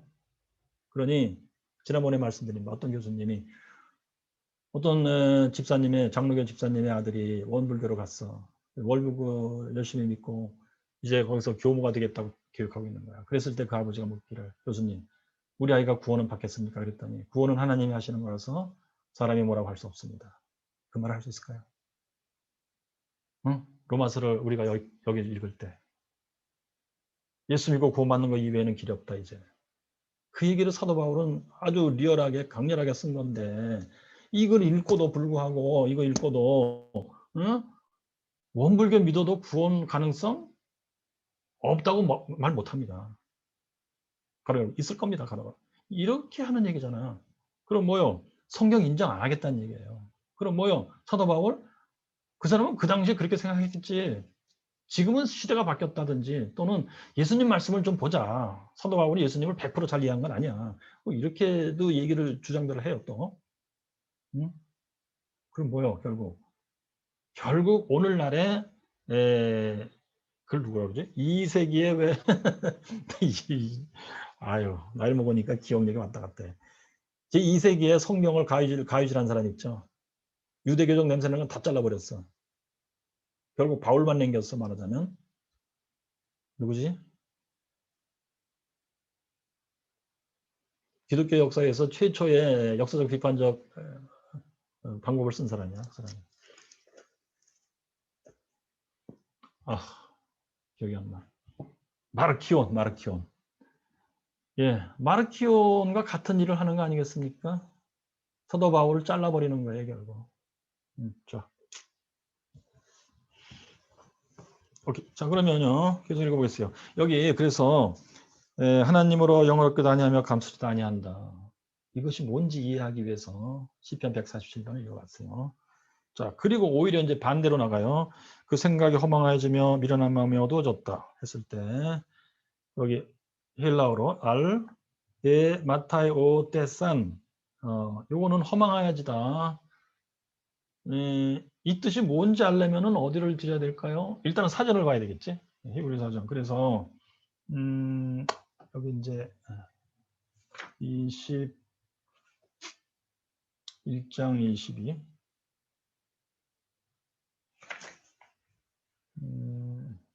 에 마타이 오 떼산 원형은 마타이 오 오마이인데 수동태로 됐어요. 그래서 리 돌면 아무것도 아닌 거, 없는 거 사실은 거기에 버려지다. 아무것도 아닌 것에 버려지다. 또 허망한 거, 헛된 거, 있는 것 같으나 사실은 곧 사라질 거, 뭐 거기에 버려지다. 또는 그 자체가 무가치하게 되다. 여기 이제 수동태로 이제 썼으니까 be given over to worthlessness, 무가치한 것으로 넘겨져 버려지다. 또는 무가치한 것에 대해서 생각하다. 무가치한 것에 대해서 뭔가 이게 맞을까요? 라고 생각하다. 이런 그래서 be foolish, 바보다. 바보처럼 되다. 이런 뜻인데 이것이 원래는 레위기의 개념이에요. 레위기 2장 5절. 아, 레위기가 아니고 참 예레미야. 예레미야 2장 5절에 이렇게 돼 있죠. 나 여호와가 이같이 말하노라. 너희 열조가 내게서 무슨 불의함을 보았건대 나를 멀리하고 허탄한 것을 따라 헛되게 행하였느냐. 여기 허탄한 것. 이것이 여기 에마타의 오데산이에요. 헛되게 되다, 허탄하게 되다. 즉 우상을 상징하는 건데 우상의 내용을 규정해 줬어요. 허탄한 것이다. 그것은 nothing, 아무것도 아닌 거야. 또는 허망한 것이야.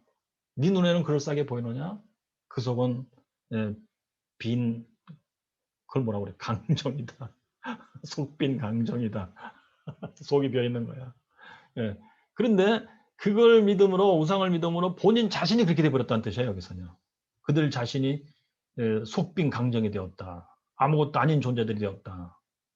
하나님이 하나님의 형상으로 만들어준 인간들인데 아무것도 아닌 것이 되어버렸다, 이들이. 우상과 같은 존재가 되어버렸다. 이런 아주 강렬한 표현입니다.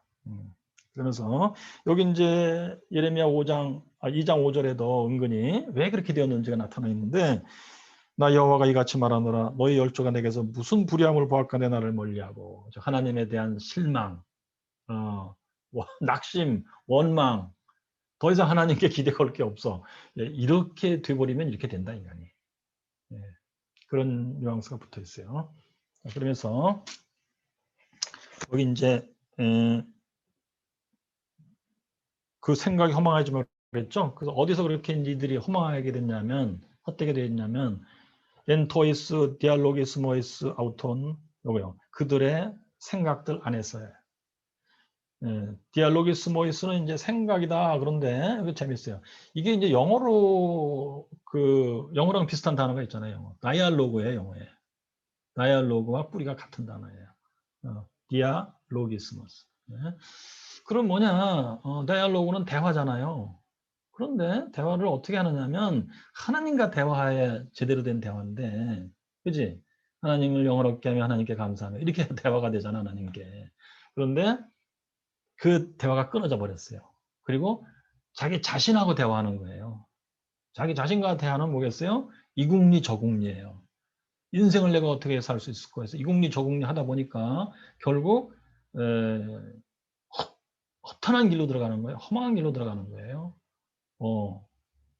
속빈 강정과 같은 길로 들어가는 거예요. 힘쓰고 애쓰고 아무리 땀을 흘려봤자 결론은 죽음인 거예요. 그냥. 그거예요. 그러면서 카이 그리고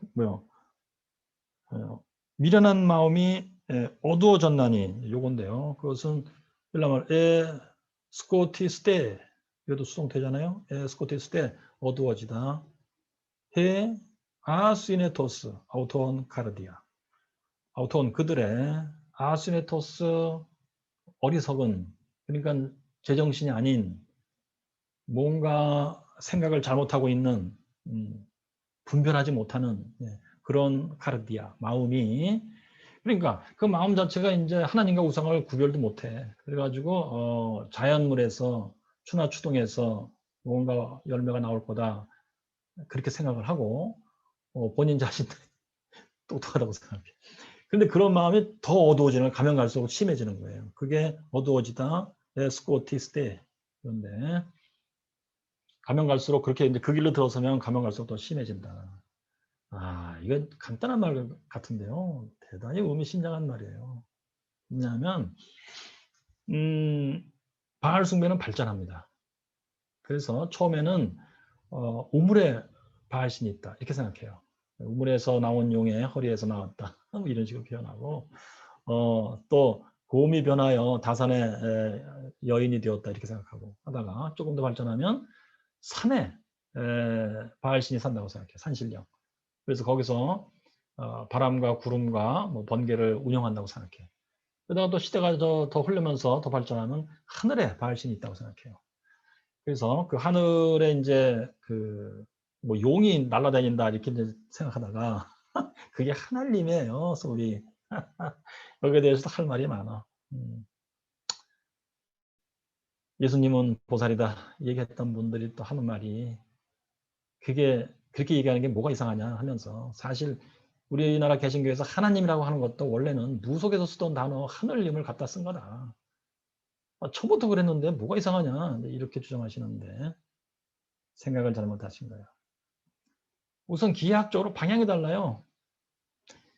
무속에서 쓰던 단어를 기독교로 갖고 와서 제대로 사용하는 방향이고 이것은 그 얘기는 나중에 뒤에서 더 말씀드리겠습니다. 지금 예수님이 보살의 이건 반대 방향이에요. 제대로 하고 있는 얘기를 예수님을 거꾸로 돌려버렸어. 이거 보살이다 이렇게. 근데 이게 같은 얘기라고? 수학적인 머리가 없는 분들이야. 자기들이 주장하고 싶은 것만 억지로 그럴싸하게 주장하면 되는 걸로 착각하고 있는 거예요. 그 다음에 자 그래서 이제 바알 숭배는 그래서 발전하는데 재밌게도요. 바알신은 하늘에 있다고 봐. 그럼 하늘에 있는데 나중에는 이제 점성술로 발달을 해요. 그래서 별의 움직임이 바알신의 뭔가 사인이다 생각해요. 점성술이 엄청 발달하죠. 자 그러면 별의 움직임을 봐야 되겠잖아요. 그걸 봤더니 놀랍게도 씨를 뿌려야 할 때가 나오고 추수를 할 때가 나오고 했단 말이에요. 추나 추동을 읽을 수가 있죠 거기서. 그러면 이제 여기서 더 읽고 싶어 하겠지 뭔가. 특별히 왕들이 어느 때 임신을 하고 애를 낳아야 진짜 하늘이 점주해준 천자를 낳을 수 있겠느냐예요. 그러면 별을 읽을 줄 아는 사람들을 시켜서 그 시점을 알아내려고 무지하게 애를 쓰겠죠. 그리고 막 시계도 만들어요. 특별히 중국에서. 그래가지고 이제 하늘이 점지한 하늘의 바알신이 점지한 생육분성 충만을 주관하는 신이 점지한 천자가 잉태가 된 시점을 알겠지 이 사람들은. 그런데 이제 뭐 왕비가 이제 그 무렵에 이제 여러 왕자를 낳았다고 쳐봐요. 근데 이제 천기를 읽은 사람들은 알겠지. 저 사람이 바로 그때 우리가 계산했을 때 하늘이 점지해준 그 시점에 잉태된 사람이야. 이것을 이 천기를 누설하다가는 목이 날아갈 수도 있겠죠. 그러니까 왕의 입장에서 왕과 왕비 입장에서는 뭐 이 천기 읽는 사람들이 알고 있는 B라고 하는 사람 말고 A라는 사람을 왕을 시키고 싶어해. 근데 천기 읽는 사람이 A가 아니고 B입니다. 이랬다가는 뭐가 날아가겠죠. 그래서 뭐예요? 천기를 누설하지 말라. 이런 말이 나오겠죠. 그게 그거예요, 원래. 그 다음에 첨성대가 왜 하늘의 별을 받겠어요? 천문학을 하려고? 물론 천문학의 시작일 수도 있어요. 그런데 사실은 점성술입니다. 그래서 첨성대에 올라가서 실제로 별을 봤어요. 그리고 첨성대 그 꼭대기가 우물정자로 되어 있잖아요. 왜 그랬을까요? 처음에 신라 시작할 때부터 우물은 발심적인 의미가 있어요. 즉 생명의 근원이에요. 뭔가 생육번성 충만을 상징하는 겁니다. 우물 정자가. 예. 그 다음에 이제 그래서 창문을 해서 올라가서 이제 뷰를 보고 이 창문이 어디를 향하고 있냐면은 그 월성을 향하고 있어요. 거기 이제 특히 선덕여왕 때인데 선덕여왕의 궁을 향해서 있어요. 직선으로 레이저 광선 쏘듯이. 그러면 이제 하늘의 별의 움직임을 보고 거기서 생육번성 충만의 기운이 형성되는 시점이 있어. 예, 그때 쫙 돼가지고 그 창문을 통해서 레이저 광선을 쏘듯이 월성으로 쏘는 거예요. 그 기운을. 그 기운을 받아갖고 선덕여왕이 임신하면 바알신이 점지한 사람이 나오겠지. 바알신가 백성을 연결하는 중개자가 나오는 거예요. 사실은요. 예. 그렇게 아무리 노력했지만 안 됐어요. 결국 선덕여왕이 세 사람의 남자랑 시도를 했지만 결국 임신 못했어요. 그 세 사람은 누구냐면 다 친족이에요, 사실. 그래서 이제 그걸 뭐라고 그래요? 월성에 살고 있는 사람들은 성골이고 월성에 원래 살고 있던 사람들인데 사연이 그러저러해서 이제 바깥으로 나와서 살게 돼요. 그건 지인거래요. 다 DNA상으로 연결되는 사람들이에요. 다. 아무튼 그렇게 해서 지인골인 남자 셋과 이제 해서 이제 아이를 가지려고 노력을 했지만 실패했어요. 그래서 이제 한 방법이 뭐겠어요? 그게 이제 바로 분황사입니다. 그러니까 이제 그 월성에서 분황사까지 가려면 걸어서 한 10분 정도? 10분 내지 15분 정도 걸어서 갈 수 있는데 거기에 이제 가면은 절 뒤편에 이렇게 약사 열애상, 약사 열애상이라고 있어요. 부르는 게 뭐냐면 열애 미래에 오실 분이에요. 오실 부처인데 이분은 약사의 약사, 병을 고쳐주는. 그래서 부처의 모양이 이래. 여기 약병을 들고 있고 여기 그리고 손으로 이렇게 광선을 쏴요. 그 밑에서 이제 뭔가 정성을 들이는 사람에게 약 기운을 쫙 쏘는 거야. 그러니까 이제 선덕여왕이 거기 가서 아마 정성을 많이 들였던 것 같아. 애기 낳으려고 집했어요. 그런데 이제 분황사에 그 마당에 서 있는 이 탑이 있는데 그거는 돌벽돌로 쓴 탑이에요. 돌벽돌. 그리고 싹타는 기술이 그 나라 당나라 시대 방식으로 쌌다 그러더라고. 그 뜻이 뭐겠어요? 당나라에서 선덕여왕을 무시했어요. 그러니까 꽃을 그렸는데 벌이 없어. 그러니까 임신 못하는 여자라는 뜻인 것 같아. 그랬더니 선덕여왕이 아니다 나는 분황이다. 향기를 뿜는 황제다 나는. 분황이다. 그래가지고 당나라 너희들은 벽돌 가지고 탑을 쌓겠지만 나는 돌을 깎아서 탑을 쌓겠다. 그래가지고 돌벽돌로 탑을 쌓았어요. 그때 분위기를 아시겠죠? 생육보성 충만에 집중되어 있던 시대입니다.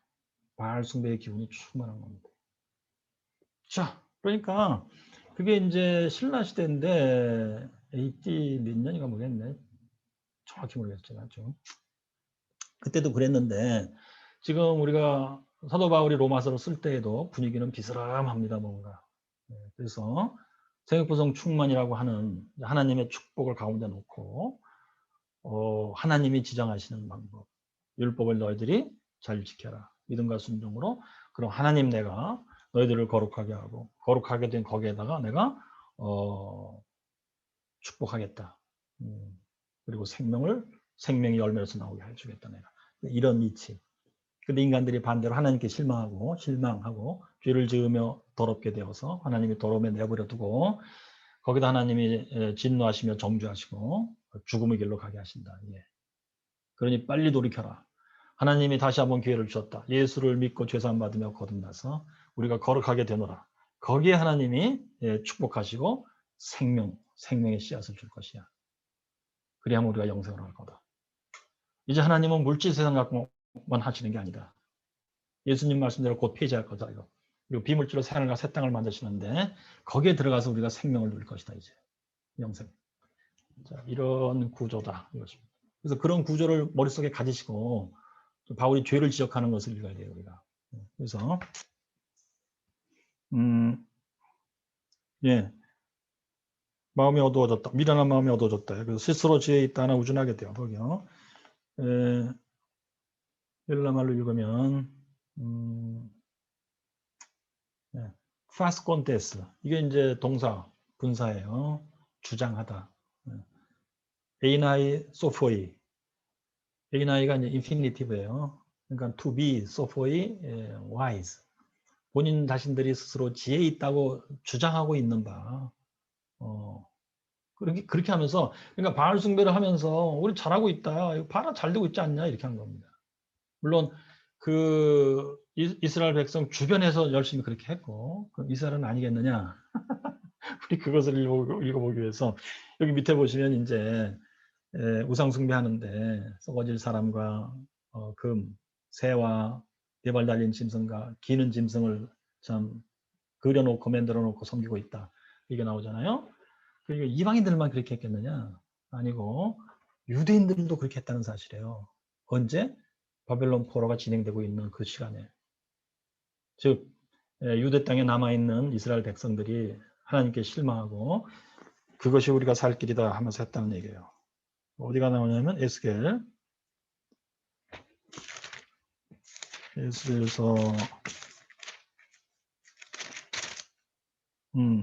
8장 7절부터 보겠어요.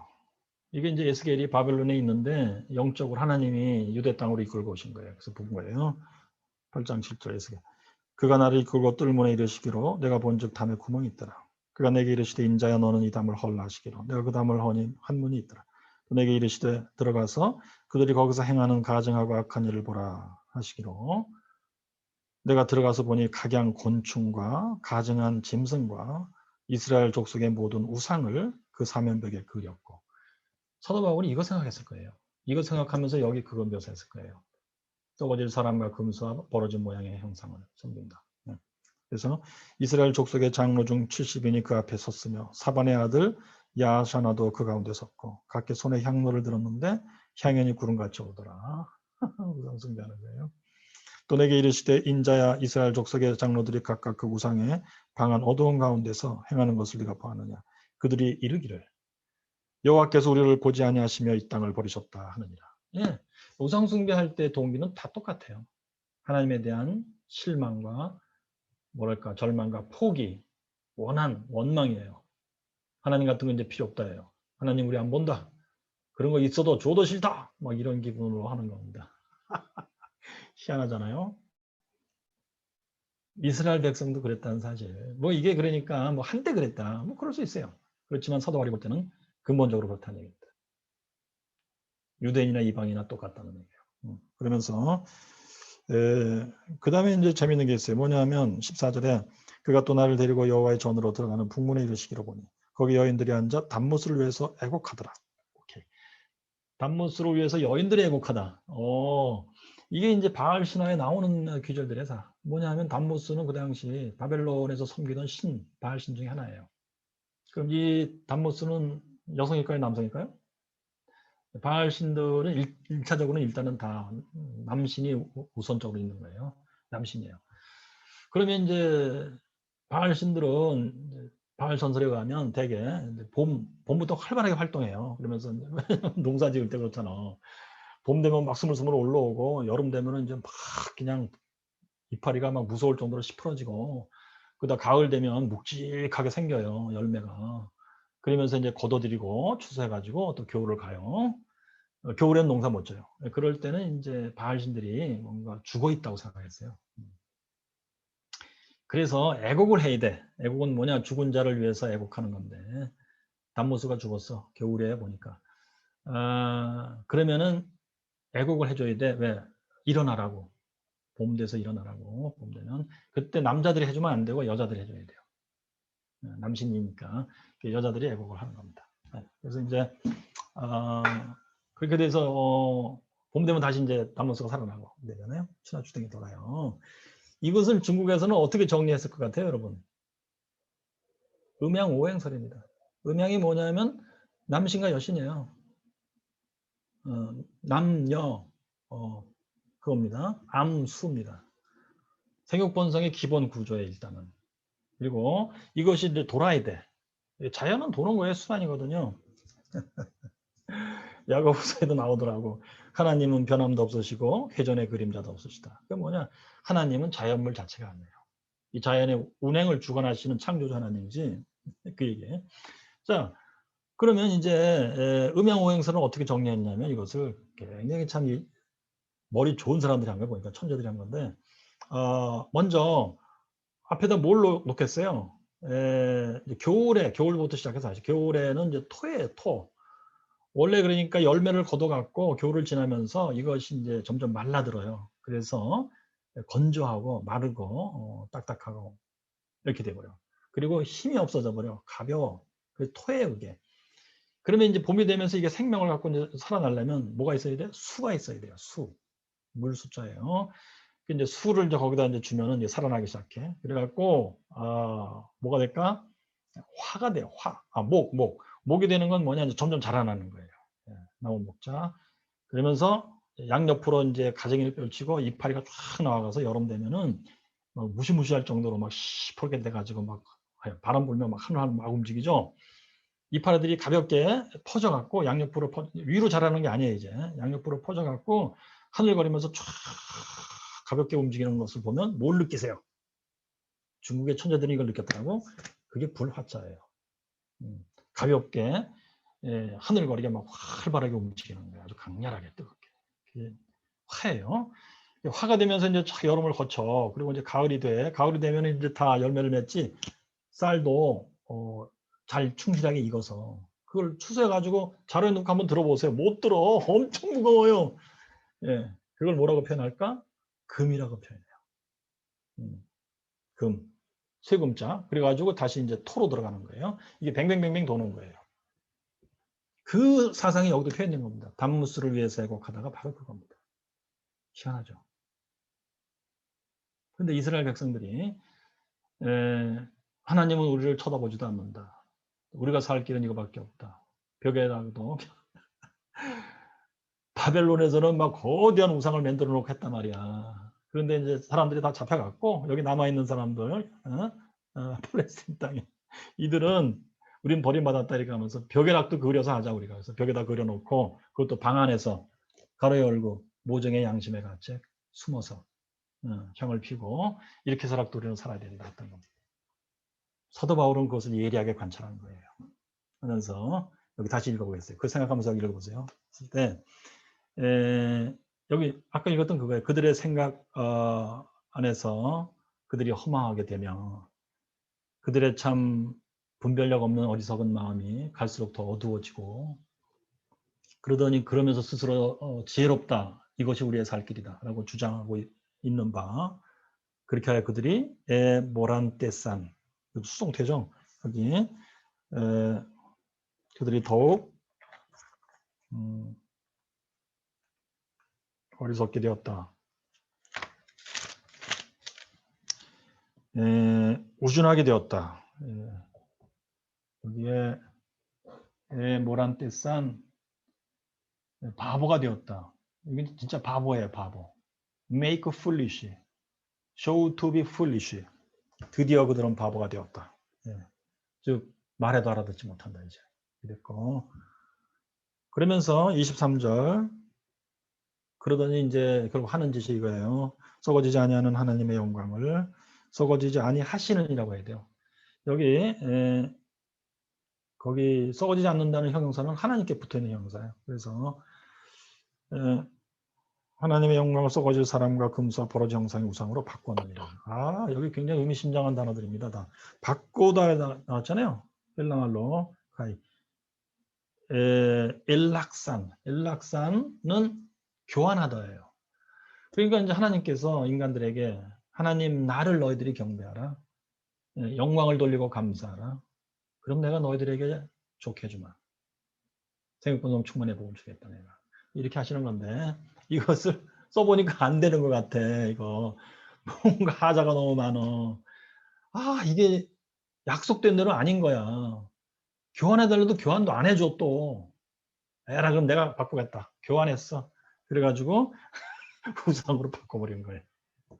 희한하죠. 그래가지고 엘락산 텐 독산 투 아프타로토 테우 아프타로토 썩지 아니하시는 하나님. 영원하신 하나님. 이건 피조물이 아닌 거예요. 물질이 아닌 거야. 영원하신 하나님의 영광을 엔 호모요마티 에이코노스 요거는 이제 직역하면 에이코노스가 이미지예요. 형상의 같음, 호모이, 호마티, 같음. 이거는 이제 히브리적 표현이라고 해요. 이걸 돌려서 번역해야 돼. 같은 형상. 뭐와 같으냐면 그 뒤에 후다로트 안트로프, 썩어질 사람과 가이, 페페이논, 새들, 가이, 테트라, 포돈. 테트라는 네 개란 뜻이에요. 네 발 달린 짐승들과 가이, 헤르페톤, 기어다니는 벌레와 같은 모양으로 썩지 아니하시는 하나님의 영광을 바꿔버렸어요. 우상으로 교환해갖고 이제 이거 갖고 하면 이제 될 거 아니야 뭔가 이렇게 한 겁니다. 자, 그래서 24. 그러므로 하나님께서 저희를 마음의 정욕대로 더러움에 내보사. 딱 그러니까 아까 말씀드린 대로 사도 바울은 구약을 읽은 사람인데 구약 성경에 이제 개념을 하면 이들이 이제 우상 숭배하게 되는 사연을 맨 먼저 적었잖아요. 하나님에 대한 실망이에요. 그리고 원망입니다.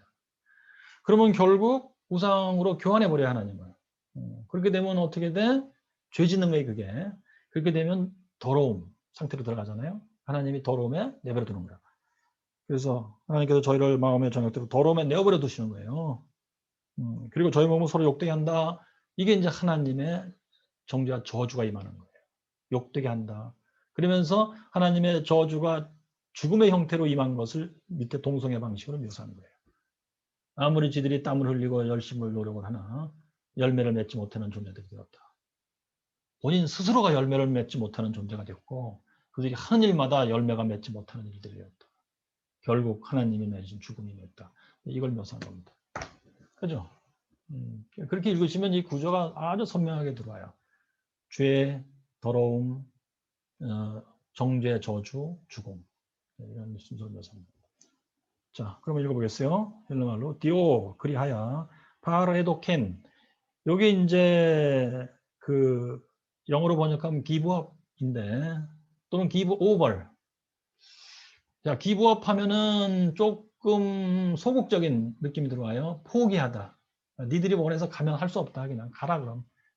나는 상관 안 한다 이제. 이런 느낌이고 give over 여기도 번역이 돼요. give over는 좀 더 적극적인 의미. 넘겨주다. 형리에게 죄인을 형리에게 넘겨주다라는 뜻으로 써요. 이거 파라디돔이라는 단어를. 그렇게 하면 이제 적극적인 의미인데 그 하나님은 어떻게 하셨겠느냐인데 내가 보니까 주석가들 중에 좀 칼빈주의 개혁 기운이 강할수록 give over이라고 번역을 하더라고. 하나님이 넘겨주다. 이중 예정설적인 분위기가 좀 표현이 돼요. 거기서. 하나님이 적극적으로 의도적으로 넘겨줘 버린 거야. 그냥 더러움에. 그런데 칼빈주의를 좀 반대하는 주석가일수록 give up 쪽으로 가요. 그래서 하나님이 적극적으로 넘겨준 건 아닌데 지들이 알아서 기어들어간 거야. 이렇게 합니다. 그랬을 때 저는 두 가지 의미가 다 있다고 봐요. 왜 그러냐면 알고 보면 그거야. 지들이 알아서 기어들어간 거 맞지. 뭐 하나님이 처음부터 넣어준 건 아니에요. 그러게 아무리 하나님이 설득하고 구약에도 그러잖아요. 설득하잖아요. 자꾸. 신명기도 그거야. 하나님의 진노와 저주가 임한다. 사망이다니까 빨리 돌이켜라. 이건데 그래도 말을 듣지 않는다? 그럼 하나님이 할 수 없다. 나도 못하겠다. 이게 아니고 좋다. 그럼 내가 앞에서 얘기한 대로 너희들이 말을 듣지 않는다. 칼과 기운과 연병으로 치리라. 이렇게 하시잖아요. give over 이라는 의미가 강해져요. 하나님 내가 너희들을 글로 넘겨주겠다. 너희들이 쓴맛을 보리라. 근데 사도 바울은 쓴맛을 보리라 하고서 이제 끝장났다. 이제 그렇게 안 하고 그러므로 하나님의 오래 참으심을 너를 회개로 인도하려고 그렇게 오래 참으심을 네가 멸시하고 있느냐. 빨리 돌이켜라. 라고 하는 끝끝내 회개 요청, 회개하라. 라는 요구를 붙여놨어요. 기브업, 기브오버 의미가 다 들어있다고 봅니다. 저는. 이것이 바로 이렇게. 파라디칸 아우투스 호테오스 하나님이 그들을 넘겨주시다. 엔타이스 에피티미아이스 톤 카르디온 아우톤 그들의 마음의 탐심 안에서 이거 에피티미아 굉장히 중요한 단어예요. 로마서에서도 이거 여러 번 나와요. 여기도 나오고 에피티미아. 그 다음에 6장 6장 12절 몸의 사욕을 순종치 말고, 여기 사욕도 에피티미아예요. 그 다음에 7장 7절 율법이 탐내지 말라 했을 때 이건 동사 형태로 되어 있지만 에피티미아예요. 일단 결국 뭐냐, 로마서 7장 7절에서 이 뜻을 알 수 있겠는데, 즉 10계명의 10번째 계명에 탐심이에요, 바로. 그러면 10번째 계명의 의미를 알아야 돼요, 우리가. 이 계명의 의미를 예리하게 꿰뚫어 본 사람이 제가 볼 때 루터예요. 루터가 10계명 해설할 때 그 이웃의 집을 탐내지 말라 했을 때, 이것은 어떤 개별적인 계명의 하나로 보면 안 된다고 봤어요. 뭐냐면 그냥 뭐 탐욕은 다른 단어예요. 좀 읽으면 나오는데, 로마서에서 어디냐면은 여기 1장 29절에 탐욕이 추악, 불의 추악, 탐욕이 악의가 하다, 탐욕 악의가 하다, 탐욕 플레오넥시아는 더 많이 가지려고 하다, 이 뜻이에요. 이게 우리가 말하는 탐욕이에요. 근데 에피티미아는 탐심이라고 번역을 해야 되는데, 이웃집을 탐내다 이건데, 루터는 제8계명에 도둑질하지 말라가 있는데, 그게 말하자면 일종의 탐욕인데, 그것을 2번 반복했을 리가 없다, 10번째 계명에서. 그래서 그 이웃집을 탐내지 말라는 뜻은 전혀 다른 뜻이다 봤어요. 뭐냐면 하나님이 각 인생에게 가장 필요한 대로, 가장 좋은 대로 분배해 주셨다 해요. 분배해 주면서 진행하고 있다는 얘기야. 그래서 너에게는 A라는 아내를 주고 저 집에는 B라는 아내를 주고 하나님이 가장 좋게 그렇게 해주신 건데, 그걸 무시하고, 하나님의 섭리를 무시하고 네가 옆집에 B라는 아내를 더욱 갖고 싶어 한다. 에피티미아다. 그 여자에 대해서 에피티미아를 갖는다. 그건 뭐냐? 그 여자를 탐낸다 보다 더 센 의미인데, 하나님의 섭리를 무시한다. 즉 하나님을 섭리주로 인정하지 않는다. 하나님을 하나님으로 인정 안 한다. 그래서 이제 10번째 계명을 이제 그 해석할 때 조직신학에서는 10번째 계명의 핵심을 뭐라고 그러냐면, 하나님의 자리를 찬탈함, 하나님의 자리를 빼앗음. 영어로 displacement. dis 빼앗다, place 자리, 하나님의 자리를 빼앗다. displacement of God. 10번째 계명의 뜻이 그거예요. 그렇다면 10번째 계명을 잘 지키면 10계명의 전체를 잘 지킬 수 있다는 뜻이에요. 재밌잖아요. 10번째 계명을 지키는 방법이 뭐냐면, 일단 먼저 뭐 초월적인 것부터 하는 게 아니에요. 밑에 바닥이에요. 즉 내 아내에 만족하고, 이웃집에 이제 아내 나오고, 그 다음에 이웃집에 남녀종이 나오죠. 남녀종은 직업을 의미해요, 원래. 내가 일을 할 때 남녀종들과 같이 일을 하는 거예요. 그리고 우양가축은 재물이에요, 재물. 그러니까 이웃의 아내, 또 하나님이 나에게 주신 아내, 하나님이 나에게 주신 직업, 하나님이 나에게 주신 재물, 거기에 만족하라는 뜻이에요. 그리고 이 하나님을 찬양하라. 영광 돌리며 감사하라는 뜻이에요. 그걸 잘하면 10계명의 나머지 계명도 네가 잘 지킬 수 있다, 이 뜻이에요. 거기서부터 하나님을 인정하라, 이 뜻이에요. 거기서부터 하나님 인정하는 걸 못하면 10계명의 다른 계명을 네가 아무리 잘 지킨 것처럼 해도 결국 잘 못 지키는 거다, 이 뜻이에요. 그러면 예수님의 마태복음 있잖아요. 여인을 보고 음욕을 품으면 이미 마음에서 가늠한 것이다. 여인을 보고 음욕을 품다. 음욕을 품다라는 단어가 뭐겠어요, 여러분? 헬라말로 바로 에피티미아예요. 즉 10번째 계명입니다. 하나님이 너에게 주신 아내 이외에 다른 여자에게 마음이 간다면 어떤 형태로든지는 탐내다. 하여튼 뭐 탐내는 이유는 여러 가지 있잖아요. 한다면 그거를 예수님은 7계명에 연결시켜 버렸어요. 그래갖고 네 마음에서 이미 그 여자랑 간음한 것이다. 뭐 간음은 서로 좋아서 할 수도 있고, 그런데 여기서는 지가 알아서 그 여자를 간했다, 간한 것이다 이 뜻인데, 그래서 여인을 보고 음욕을 품다는 얘기는 그냥 생물학적인 얘기, 생리학적인 얘기가 아니에요. 하나님과의 관계를 얘기하는 거예요. 그러니까 여인을 보고 네가 탐내면 그 뜻은 뭐냐? 내가 이제 결혼한 사람 같으면 나의 아내 말고 다른 여자에게 그 에피티미아라는 마음을 갖지 마라.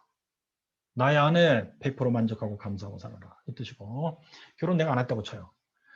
그랬을 때 결혼한 다른 여자에 대해서 뭐 이러저러한 마음을 갖는다. 역시 에피티미아예요. 가지면 안 된다고. 또는 나도 결혼 안 했고 저 여자도 결혼 안 했어. 그랬을 때 그럼 어떻게 해야 됩니까? 저 여자에 대해서 내가 탐내는 마음을 가지면 안 됩니까? 했을 때 괜찮아요. 돼요. 왜? 하나님이 남자 여자를 한 몸으로 묶어주신다 그랬잖아. 궁극적으로 이제 결혼해서 가정을 이루고 사는 건데 내가 이제 저 여자랑 사귀어서 결혼할 수도 있잖아요. 그런 생각을 갖고 사귀면서 뭐 이뻐도 하고 뭐 그렇게 한다. 괜찮아요. 내가 볼 때. 그리고 결혼하면 오케이. 예요. 뭐 거기 더 나가서 뭐 요즘 세상에는 혼전 뭐 어쩌고 저쩌고 그것도 괜찮습니까? 그거는 이제 제가 이렇게 공개적으로 얘기할 수 있는 테마가 아니에요. 개개인으로 상담할 때는 제가 말씀을 드릴 수가 있어요. 그거 조심하셔야 됩니다. 그 구분할 줄 알아야 돼요. 어떤 뭐 젊은 목사님이 중고등학생 애들 모아놓고 뭐 무슨 부흥집회 비슷하게 하셨나 봐. 근데 그때 설교할 때 자유행위는 자유다. 이거 하나님이 주신 거다. 축복이다. 누려라. 자유행위 금지하지 마라. 막 이렇게 설교해버렸어.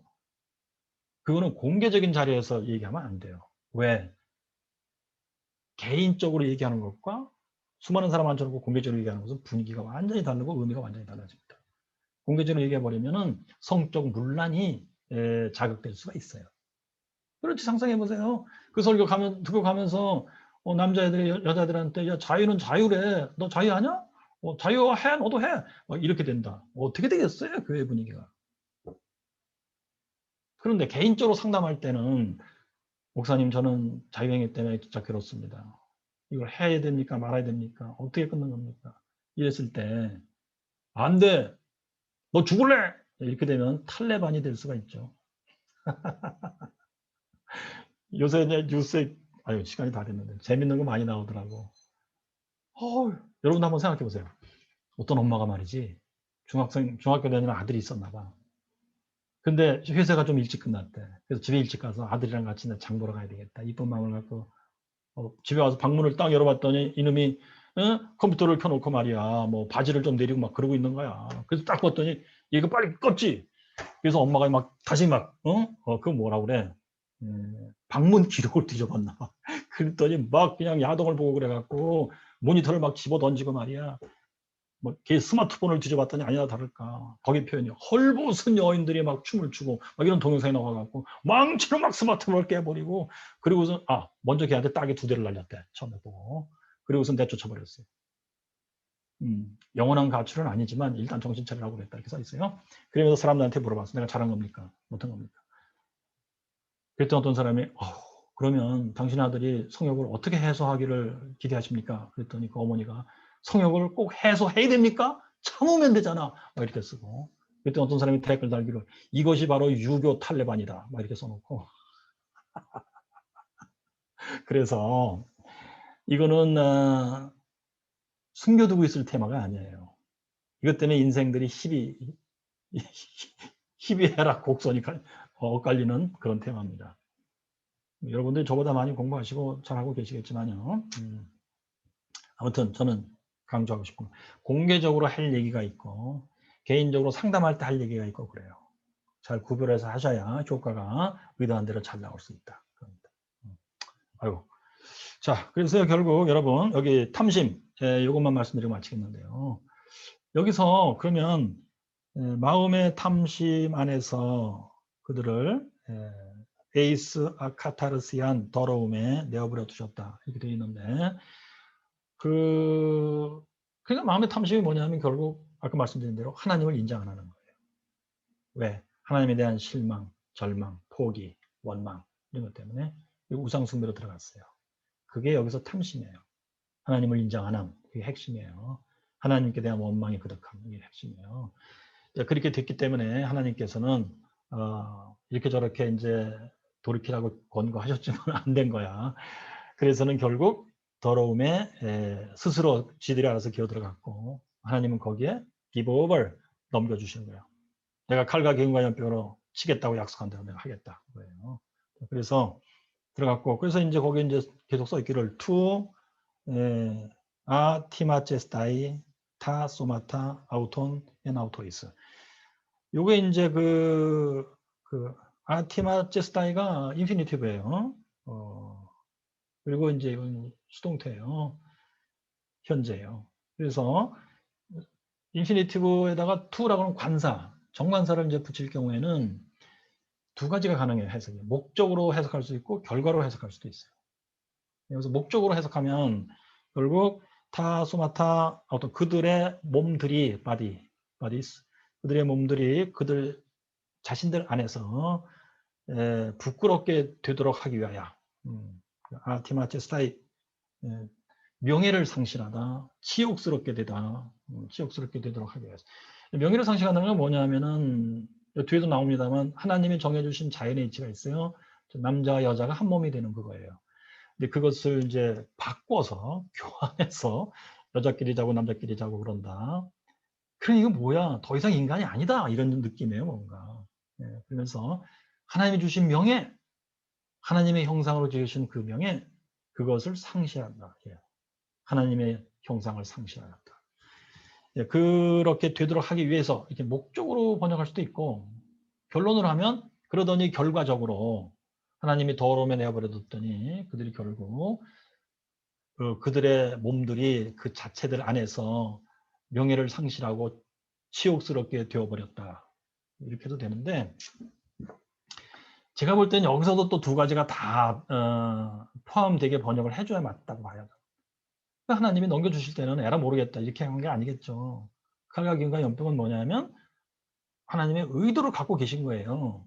니들이 한번 맛을 봐야 되겠다 이거예요. 그랬더니 결과적으로 실제 그렇게 돼버린 거야. 아니나 다를까.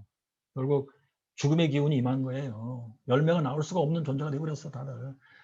하나님의 형상을 상실해버린 거예요. 결과적으로. 그랬을 때 여기에 들어있는 이 두 가지로 다 해석을 해야 여기서 회개하라는 뉘앙스를 읽어낼 수가 있어요. 하나님이 의도적으로 니들이 쓴맛을 봐야 깨닫고 돌이킬 수가 있을 것이다. 자, 그러므로 오늘날도 동성애 현상을 볼 때 하나님의 역사다. 이런 느낌이 들어있고 하나님이 저들에게 또한 기회를 주신 것도 사실이다. 이런 느낌도 들어있고 그렇다면 우리 믿는 자들은 여기에 맞춰서 행동을 해야 되겠다요. 뭐냐면 하나님의 목적에 쓴맛을 본다. 즉 이거는 뭐 하나님의 손 띄고 나도 모르겠다. 세상이 엉망진창이 됐다. 그게 아니에요. 하나님의 아주 정교한 섭리입니다. 그리고 그 안에 하나님의 그 목적 회개하라는 촉구, 회개의 촉구가 들어있어요. 그러면 저들이 스스로 못할 때 우리가 도와줘야 돼요. 그래서 저희 결론은 이거예요. 종교적 차원, 윤리적 차원을 구별해야 된다예요. 윤리적 차원은 뭐냐? 윤리적 차원은 이 사람들 뭐 인권 엄청 얘기해요. 인권은 윤리적 차원이에요. 오케이, 인정하겠습니다. 너희들이 인권을 존중해달라. 오케이, 좋다. 결혼을 인정해달라. 오케이, 좋다요. 결혼하시라 이거예요. 오늘 아침 기사에 보니까 스위스가 드디어 지구상의 30번째 나라로서 30번째지 아마? 제 기억에 그런데 동성애 결혼을 합법적으로 인정했어요. 스위스는 집정민주주의예요. 주민들이 직접 투표해가지고 결정하고 그러는데 아무튼 그건 제가 볼 때 윤리예요. 뭐 필요하다면 하는 거예요. 뭐 저는 그거 세상 말세다 이렇게 생각 안 합니다. 좋다요. 그런데 종교적인 것 차원을 우리가 잘 봐야 돼. 그 뭐냐면 교회에서 결혼식 해주세요 하는 것은 저는 안 된다고 봐요. 왜냐하면 교회는 사람 게 아니에요. 하나님 겁니다. 하나님이 성경에 이렇게까지 말씀하셨는데 교회에서 결혼식 인정해주고 또 목사 안수 주는 것도 인정해주고 하는 것은 하나님께 물어봐야 돼. 하나님께 물어볼 때 우리가 하나님께 직접 가서 물어볼 수 있는 게 아니에요. 성경을 뒤져야 되겠지. 하나님 말씀이니까. 성경을 뒤져볼 때 아무리 뒤져봐도 목사 안수 줘도 된다라고 생각할 수가 없어요. 예? 고린도 전서에서도 이러한 자들은 하나님 나라를 유혹으로 받을 수 없다. 심지어 그렇게까지 얘기했는데 거기에 전문 용어를 가지고 나온다고 말씀드렸잖아요. 동성애에서 여성 역할하는 사람은 그걸 뭐라고 불러? 탐색하는 자, 말라코이. 바로 이어서 남색하는 자, 그게 동성에서 남성 역할을 하는 사람이에요. 그렇게까지 표현해가면서 하나님 요구하셨다. 철저한 경고잖아요. 그러니까 그게 뭐야? 저주받아서 너희들하고는 이제 상관 안 해. 그게 아니고 회개하고 돌이키란 뜻이에요. 자, 그러므로 그것을 교회에서 교회에 다니는 건 괜찮아요. 올 때. 그렇지만 하나님의 이름으로 결혼식하고 축복해주면 하나님의 이름으로 그들에게 안수 주면 하나님의 일을 하게. 그거는 하나님께 물어봐라 진짜. 제발 좀. 봅니다. 그러나 윤리적으로는 100% 인정해야 돼요. 내가 볼 때. 그래서 이런 거 하나 있잖아요. 실제로 있는 일인가 없는 일인가 모르겠는데 미국에서 동성애 결혼하겠다고 축하 케이크를 만들어 달라고 빵집에 왔대. 근데 빵가게 주인들이 크리스찬이요? 우리는 하나님의 말씀 때문에 못 타준다 이렇게 된 거예요. 그랬더니 고소했다. 그래서 난리가 나가지고 뭐 빵가게를 닫았다. 뭐 이런 얘기가 있는데 제가 볼 때는 그들은 잘못한 겁니다. 빵가게는 교회가 아니에요. 그건 하나님께 아닙니다. 그건 사회 안에서의 하나의 뭐라 그래? 하나의 요소예요. 사회 안에서 살려면 윤리를 지키고 살아야 돼요. 법도 지켜야 되고. 근데 참 뭐 가슴 아픈 일이지만 제가 볼 때는 뭐 포괄적 차별금지법은 제가 볼 때는 말이 안 되는 건데 왜 차별하지 말라는 법은 이미 다 있어요 사실. 그런데 그렇게 해가지고 이제 참 크게 문제에 봉착하는 것은 그중 하나가 교회입니다. 이렇게까지 하면서 법을 만든다는 것은 제가 볼 때 맞지 않는데 그래도 뭐 법을 만들어서 그렇게 한다면 일단은 윤리적 차원에서 인정을 해야 돼. 할 수 없이. 예. 그런데 그렇다면 그 빵가게에서는 빵 만들어 달라? 오케이. 왜? 성경에 이웃사랑 하라고 했으니까. 이웃사랑의 정신으로 결혼 축하한다. 예, 그러면서 만들어주면 돼요. 그러나 거기에서 자, 우리는 이 케이크를 갖고 교회로 갈 겁니다. 교회 가서 우리는 결혼 축하할 겁니다. 그것만은 반대다. 그건 하나님 거다. 하나님 것은 건드리면 안 되는 거야 원래. 이겁니다. 윤리와 종교를 구분할 줄 아는 게 굉장히 중요합니다. 종교다운지도 그래요. 종교끼리 평화롭게 지내다 맞는 말이죠. 윤리적 차원에서. 그런데 이걸 종교적 차원으로 끌고 들어와서 그러니까 예수님은 보살이야. 그것은 하나님 것을 건드리는 거예요. 건드려서는 안 되는 걸 건드리는 거예요. 그죠? 그러니까 윤리와 종교를 정확하게 구별해서 사용한다는 게 얼마나 중요한지. 오늘 여기까지 하겠습니다. 네. 아유, 감사합니다. 수고하셨습니다. 수고하셨습니다. 고맙습니다.